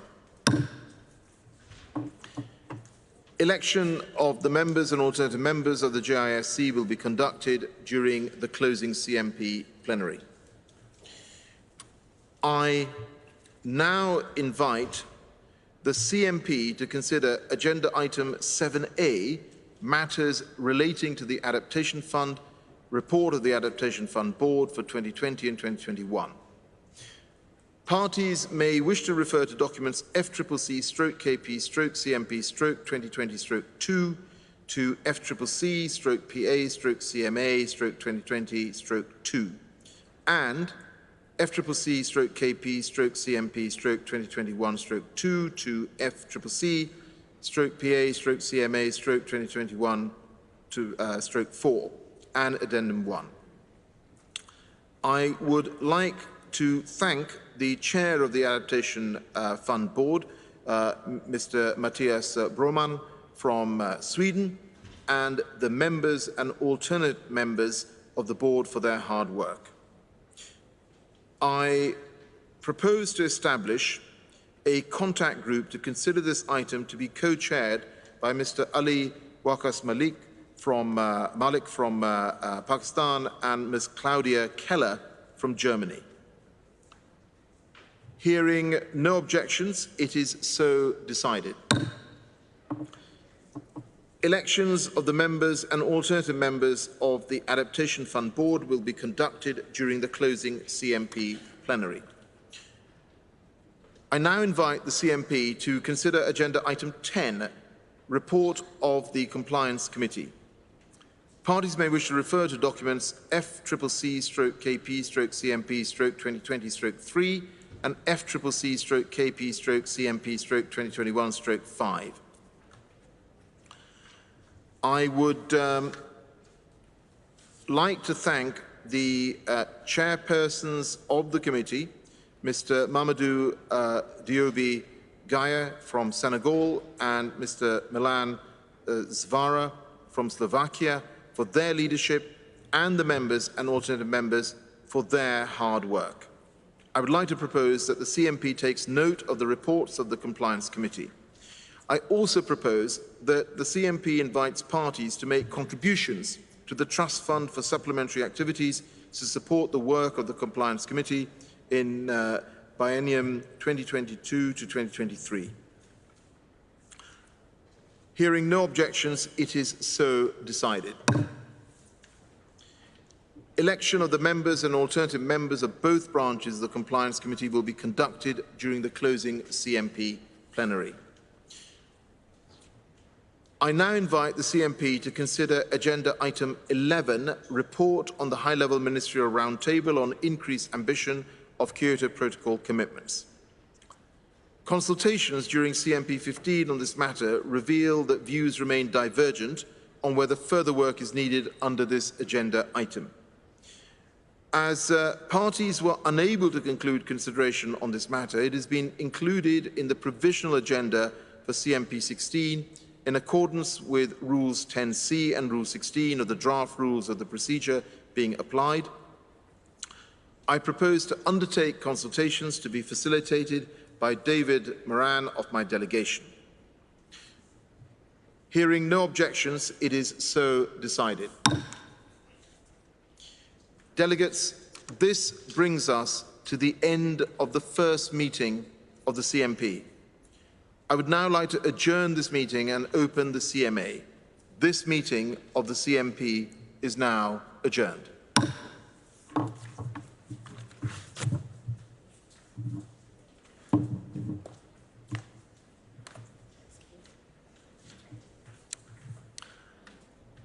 Distinguished delegates, ladies and gentlemen, I now declare open the third session of the Conference of the Parties, serving as a meeting of the parties to the Paris Agreement.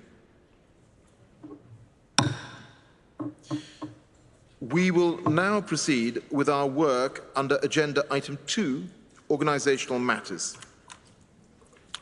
I invite the Conference to consider Sub-Item 2A of the Provisional Agenda, Adoption of the Agenda. With the understandings that I previously outlined in the first plenary meeting of the COP, I propose that the agenda be adopted as contained in document FCCMA/PA/CMA/2021/1/Addendum 2.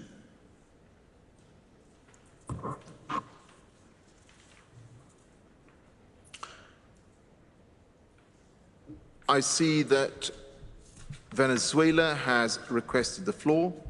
Venezuela, you have the floor. Thank you very much, Mr. Chair. I would like to make the same observation that I made for the agenda of the COP. If you can put in the register that Venezuela raised the issue regarding the necessity of having a space for the discussion of all the issues that are external elements, collateral affectation to the implementation of the Paris Agreement. Thank you very much.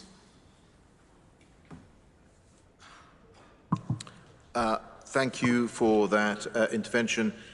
We will address the concerns as under the COP. I see that Timor-Leste has requested the floor. Timor-Leste, you have the floor. Thank you, Mr. President. Thanks once again for giving me the floor. I would like to repeat what I have said when you opened the COP agenda item just a while ago. We do believe that the work done under the agenda item 7 of CMA will be reported back to both COP and also CMA. We do see that it will be facilitated by the SBI and SABSTA, but outcome of this consultation will be reported to both COP and also CMA. Thank you very much, and we support to adopt the agenda item. Thank you for that. I acknowledge the concerns. and of course will be addressed as outlined under the COP. So, Excellencies, delegates, I have heard your views, and hearing no further objections, it is so decided. Consultations to be undertaken by the senior member of my delegation on Agenda Item 7, Warsaw International Mechanism for Loss and Damage associated with climate change impacts, will be held jointly with the consultations on COP Agenda Item 7. Similarly, consultations to be held on sub-agenda item 8A, matters relating to the Standing Committee on Finance, will be held jointly with consultations on COP agenda item 8B. Further, I will appoint senior members of my delegation to consult on the special needs and special circumstances of Africa and on the reporting and review pursuant to Article 13 of the Paris Agreement, provision of financial and capacity building support to developing countries. I will keep parties informed on the progress of the consultations. I invite the conference to consider sub-item 2B of the agenda, election of additional officers.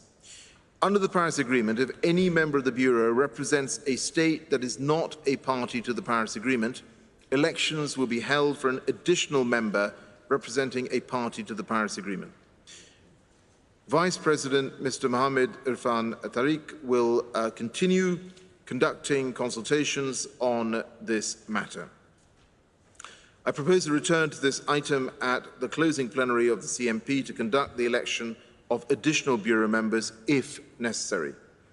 Please be reminded that the deadline for nominations is 8 p.m. on Saturday, the 6th of November. Hearing no objections, it is so decided. I now invite the conference to consider sub-item 2C, organisation of work, including the sessions of the subsidiary bodies. On the following items, the CMA will take appropriate action on the basis of recommendations from the subsidiary bodies. Sub-items A and B of item 4, matters related to adaptation. Item 5, methodological issues relating to the enhanced transparency framework for action and support referred to in Article 13 of the Paris Agreement. Item 7, Warsaw International Mechanism for Loss and Damage associated with climate change impacts. Sub-items A and B of item 9, development and transfer of technologies. Item 10, capacity building under the Paris Agreement. Item 11, report of the Forum on the impact of the implementation of response measures. Item 12, matters relating to Article 6 of the Paris Agreement. Sub-items A, B, and C of item 14, administrative, financial, and institutional matters. These items are already on the agendas of the respective subsidiary body, and that body may develop draft decisions or conclusions for consideration by the CMA as appropriate. In relation to Article 6 of the Paris Agreement, informal ministerial level work has been ongoing since July, guided by Minister Grace Fu of Singapore and former Minister Sveinung Rotevatn of Norway. It is my understanding that some aspects of the decisions for Article 6 in the Subster may require presidency consultations after the Subster, and I'm pleased that Minister Grace Fu of Singapore and Minister Espen Barth Eide of Norway have agreed to be ready to lead that ministerial engagement. I'm also aware that there may be related aspects under the item 6 of the CMP agenda relating to the CDM, and I would like to reassure parties that I will ensure smooth coordination amongst the different processes dealing with these matters. During the COP plenary, I presented proposals for the organisation of work. As all parties to the agreement are also parties to the convention, I propose that the CMA follows the same approach as the COP. Distinguished delegates, I would like to take this opportunity to draw parties' attention to documents FCCC/PA/CMA/2021/8, Addendum 1 to 3, and Rev 1, nationally determined contributions under the Paris Agreement. These synthesis reports respond to the requests in paragraph 25 of Decision 1/CP21 and paragraph 10 of Decision 1/CMA2, where the Secretariat was requested to prepare a synthesis report and to make it available to this session. The synthesis reports, which are available on the UNFCCC website, aim to facilitate clarity, transparency, and understanding of nationally determined contributions and can serve as useful inputs to your deliberations here in Glasgow. During the second week of the conference, we will reconvene the CMA to consider the decisions and conclusions for adoption. Hearing no objections, we will proceed on this basis. I now invite the CMA to consider Agenda Item 2E, Status of Ratification of the Paris Agreement. As of 30th October 2021, 192 parties to the Convention have ratified the Paris Agreement. The most recent ratification was received from Turkey on the 11th of October, and Turkey will become a party to the Paris Agreement on the 10th of November 2021. I congratulate these parties and encourage other parties to ratify the Paris Agreement as soon as possible. I now invite the CMA to take note of this information and invite parties to the Convention to expedite their ratification.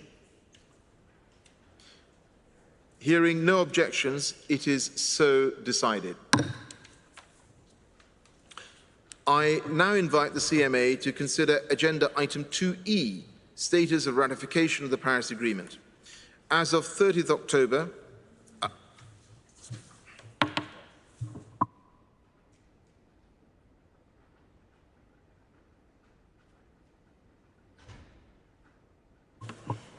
apologies.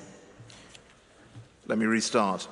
I now invite the CMA to consider Agenda Item 6A, modalities and procedures for the operation and use of a public registry referred to in Article 4, paragraph 12 of the Paris Agreement.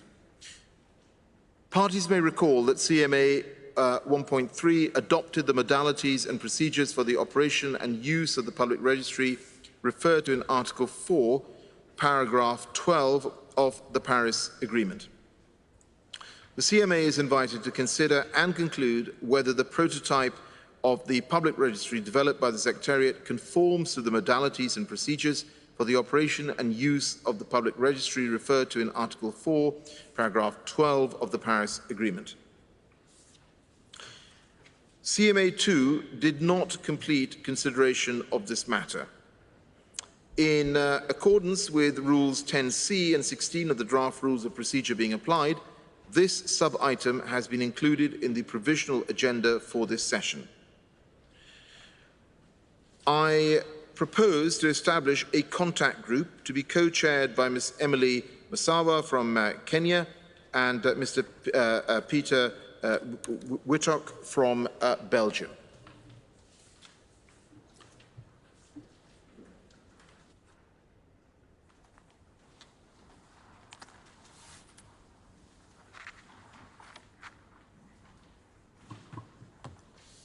Sorry, may I ask, does any party seek the floor?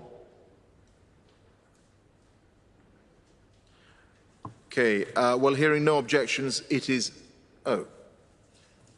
Saudi Arabia seeks the floor. Saudi Arabia, you have the floor. Thank you very much, Mr. Chair. Mr. President, congratulations on your appointment as a President for COP26. We look forward to working with you, Mr. President. I just wanted to tell you that you're going too fast on us, Mr. President. We are hardly able to catch up with the progress and the gaveling on the work that you're proposing. Good example of that, you just spoke about the synthesis report earlier that will be done by the Secretariat on the NDCs, and then you followed to say that you're going to propose decisions as a result of that. I wish to ask you, where was the mandate for you, Mr. President, to propose decisions for that? Perhaps I'm missing something, we're missing something. We want to make sure that whatever you're proposing consistent with the previous COP decisions. The paragraph 25 of 1CP 21 does not suggest that we would take decisions. It just asks the Secretariat to put together the census report. It is up to us as parties at some point of time if we feel the need for decisions to be taken. But the way you propose it, Mr. President, that you are determined upfront to take decisions of which we're not clear of. So I would seek your clearance, your clarification on this before we move on. Thank you very much.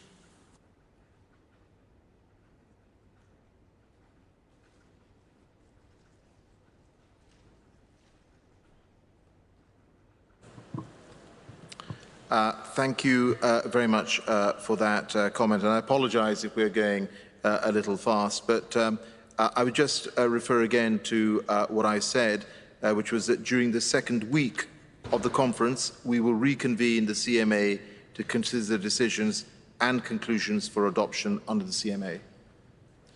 I hope that clarifies that point. Mr. President, thank you so much, but that has no relation to the synthesis report that will be produced by the Secretariat. Are we all clear on that? You're not linking those considerations to the synthesis report that will be issued, perhaps the updated one by the Secretariat. We're open for considering decisions as we need to, but not to link it to the census report for the NDCs, Mr. President. Thank you very much.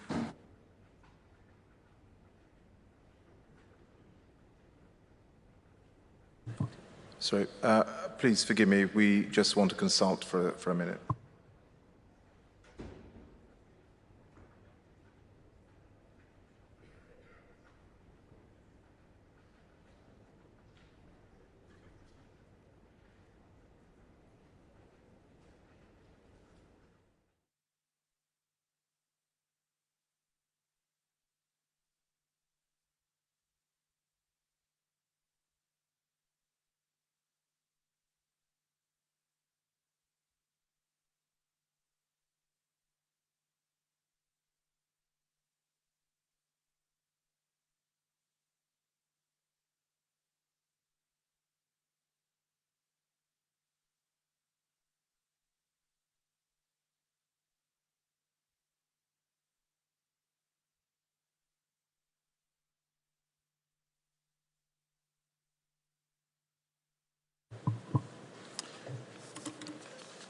Sorry, if I can just confirm that, that the matter was not connected to the NDC synthesis report, but in fact refers to the totality of the work of the CMA. I was merely doing reference to the work programme that we have. I hope that clarifies the matter.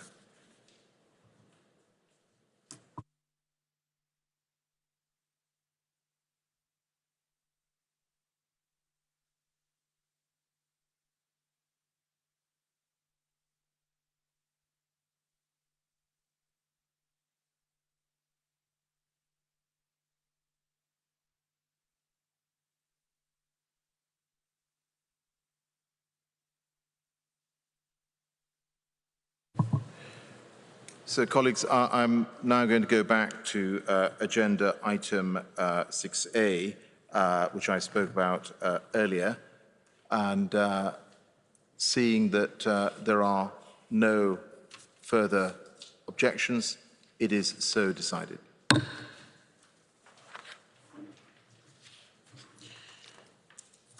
I now invite the CMA to consider agenda item 6B, modalities and procedures for the operation and use of a public registry referred to in Article 7, paragraph 12 of the Paris Agreement. Parties may recall that CMA 1.3 decided to establish the public registry for adaptation communication referred to in Article 7, paragraph 12 of the Paris Agreement to contain adaptation communications submitted by parties in accordance with Article 7, paragraph 11 of the Paris Agreement. CMA 1.3 also decided to adopt the modalities and procedures for the operation and use of the public registry. The CMA is invited to consider and conclude whether the prototype of the public registry developed in accordance with the modalities and procedures for the operation and use of the public registry shall serve as the public registry referred to in Article 7, paragraph 12 of the Paris Agreement. CMA 2 did not complete consideration of this matter. In accordance with Rules 10C and 16 of the draft Rules of Procedure being applied, this item has been included in the provisional agenda for this session. I propose to establish a contact group to be co-chaired by Ms. Emily Masawa from Kenya and Mr. Peter Wittek from Belgium. Hearing no objections, it is so decided. I now invite the CMA to consider Agenda Item 8, matters relating to finance, including sub-items B to F. I would like to introduce all the sub-items, and then I will outline the overall approach in dealing with this agenda item. Regarding sub-item 8B, guidance to the Green Climate Fund, the CMA is invited to provide guidance to GCF on policies, programme priorities and eligibility criteria related to the Paris Agreement for transmission by the COP. Relevant information is contained in documents FCCC/CP/2020/5, FCCC/CP/2021/8, and FCCC/CP/2021/10 Addendum 3 through to FCCC/PA/CMA/2021/7 Addendum 3. Regarding sub-item 8C, guidance to the Global Environment Facility, the CMA is invited to provide guidance to the GF on policies, programme priorities and eligibility criteria related to the Paris Agreement for transmission by the COP. Relevant information is contained in documents FCCC/CP/2020/1 and Addendum 1, FCCC/CP/2021/9 and Addendum 1, FCCC/CP/2021/10 Addendum 3 to FCCC/PA/CMA/2021/7 Addendum 3. Regarding sub-item 8D, matters relating to the Adaptation Fund, the CMA is invited to provide guidance to the Adaptation Fund Board and to consider any recommendations from the CMP. Relevant information is contained in documents FCCC/KP/CMP/2020/2 to FCCC/PA/CMA/2020/2 and FCCC/KP/CMP/2021/2 to FCCC/PA/CMA/2021/4 and Addendum 1. Regarding sub-item 8E, new collective quantified goal on climate finance, the CMA is invited to initiate deliberations on the new collective quantified goal. Regarding sub-item 8F, compilation and synthesis of and summary report on the in-session workshop on biennial communications of information related to Article 9, paragraph 5 of the Paris Agreement. The CMA is invited to consider the compilation and synthesis of biennial communications and the summary report on the 2021 in-session workshop. Relevant information is contained in the FCCC/PA/CMA/2021/3 and FCCC/PA/CMA/2221/5. I would now like to outline the approach for considering these agenda sub-items. Item 8B and 8C will be undertaken in the contact group established for COP agenda item 8C and D, co-chaired by Ambassador Diane Black-Lane from Antigua and Barbuda and Mr. Toru Sugio from Japan. Item 8D will be undertaken in the contact group established for the CMP agenda item 7A, co-chaired by Mr. Ali Waqas Malik from Pakistan and Ms. Claudia Keller from Germany. For sub-item 8E, I propose that Ms. Uti Honkatukia from Finland and Mr. Zahir Fakir from Egypt co-chair the contact group established for the sub-item. Sub-item 8F will be undertaken in the contact group established for the COP agenda item 8F, co-chaired by Mr. Georg Borsting from Norway and Mr. Carlos Fuller from Belize. Hearing no objections, it is so decided. I now invite the conference to consider sub-item 9C of the agenda. First, periodic assessment referred to in paragraph 69 of decision 1/CP21. The CMA1 adopted the scope and the modalities for the periodic assessment of the effectiveness and adequacy of the support provided to the technology mechanism in supporting the implementation of the Paris Agreement on matters relating to technology development and transfer. The CMA1 also decided to initiate the first periodic assessment in 2021 in accordance with the scope and modalities in the annex to decision 16/CMA1, with a view to completing the first periodic assessment in 2022. The CMA is invited to initiate the first periodic assessment. I propose to establish an informal consultation to consider this item, to be co-chaired by Gabriela Fischerova from Slovakia and Ms. Dudi Zila Ngetwa Masina from Eswatini.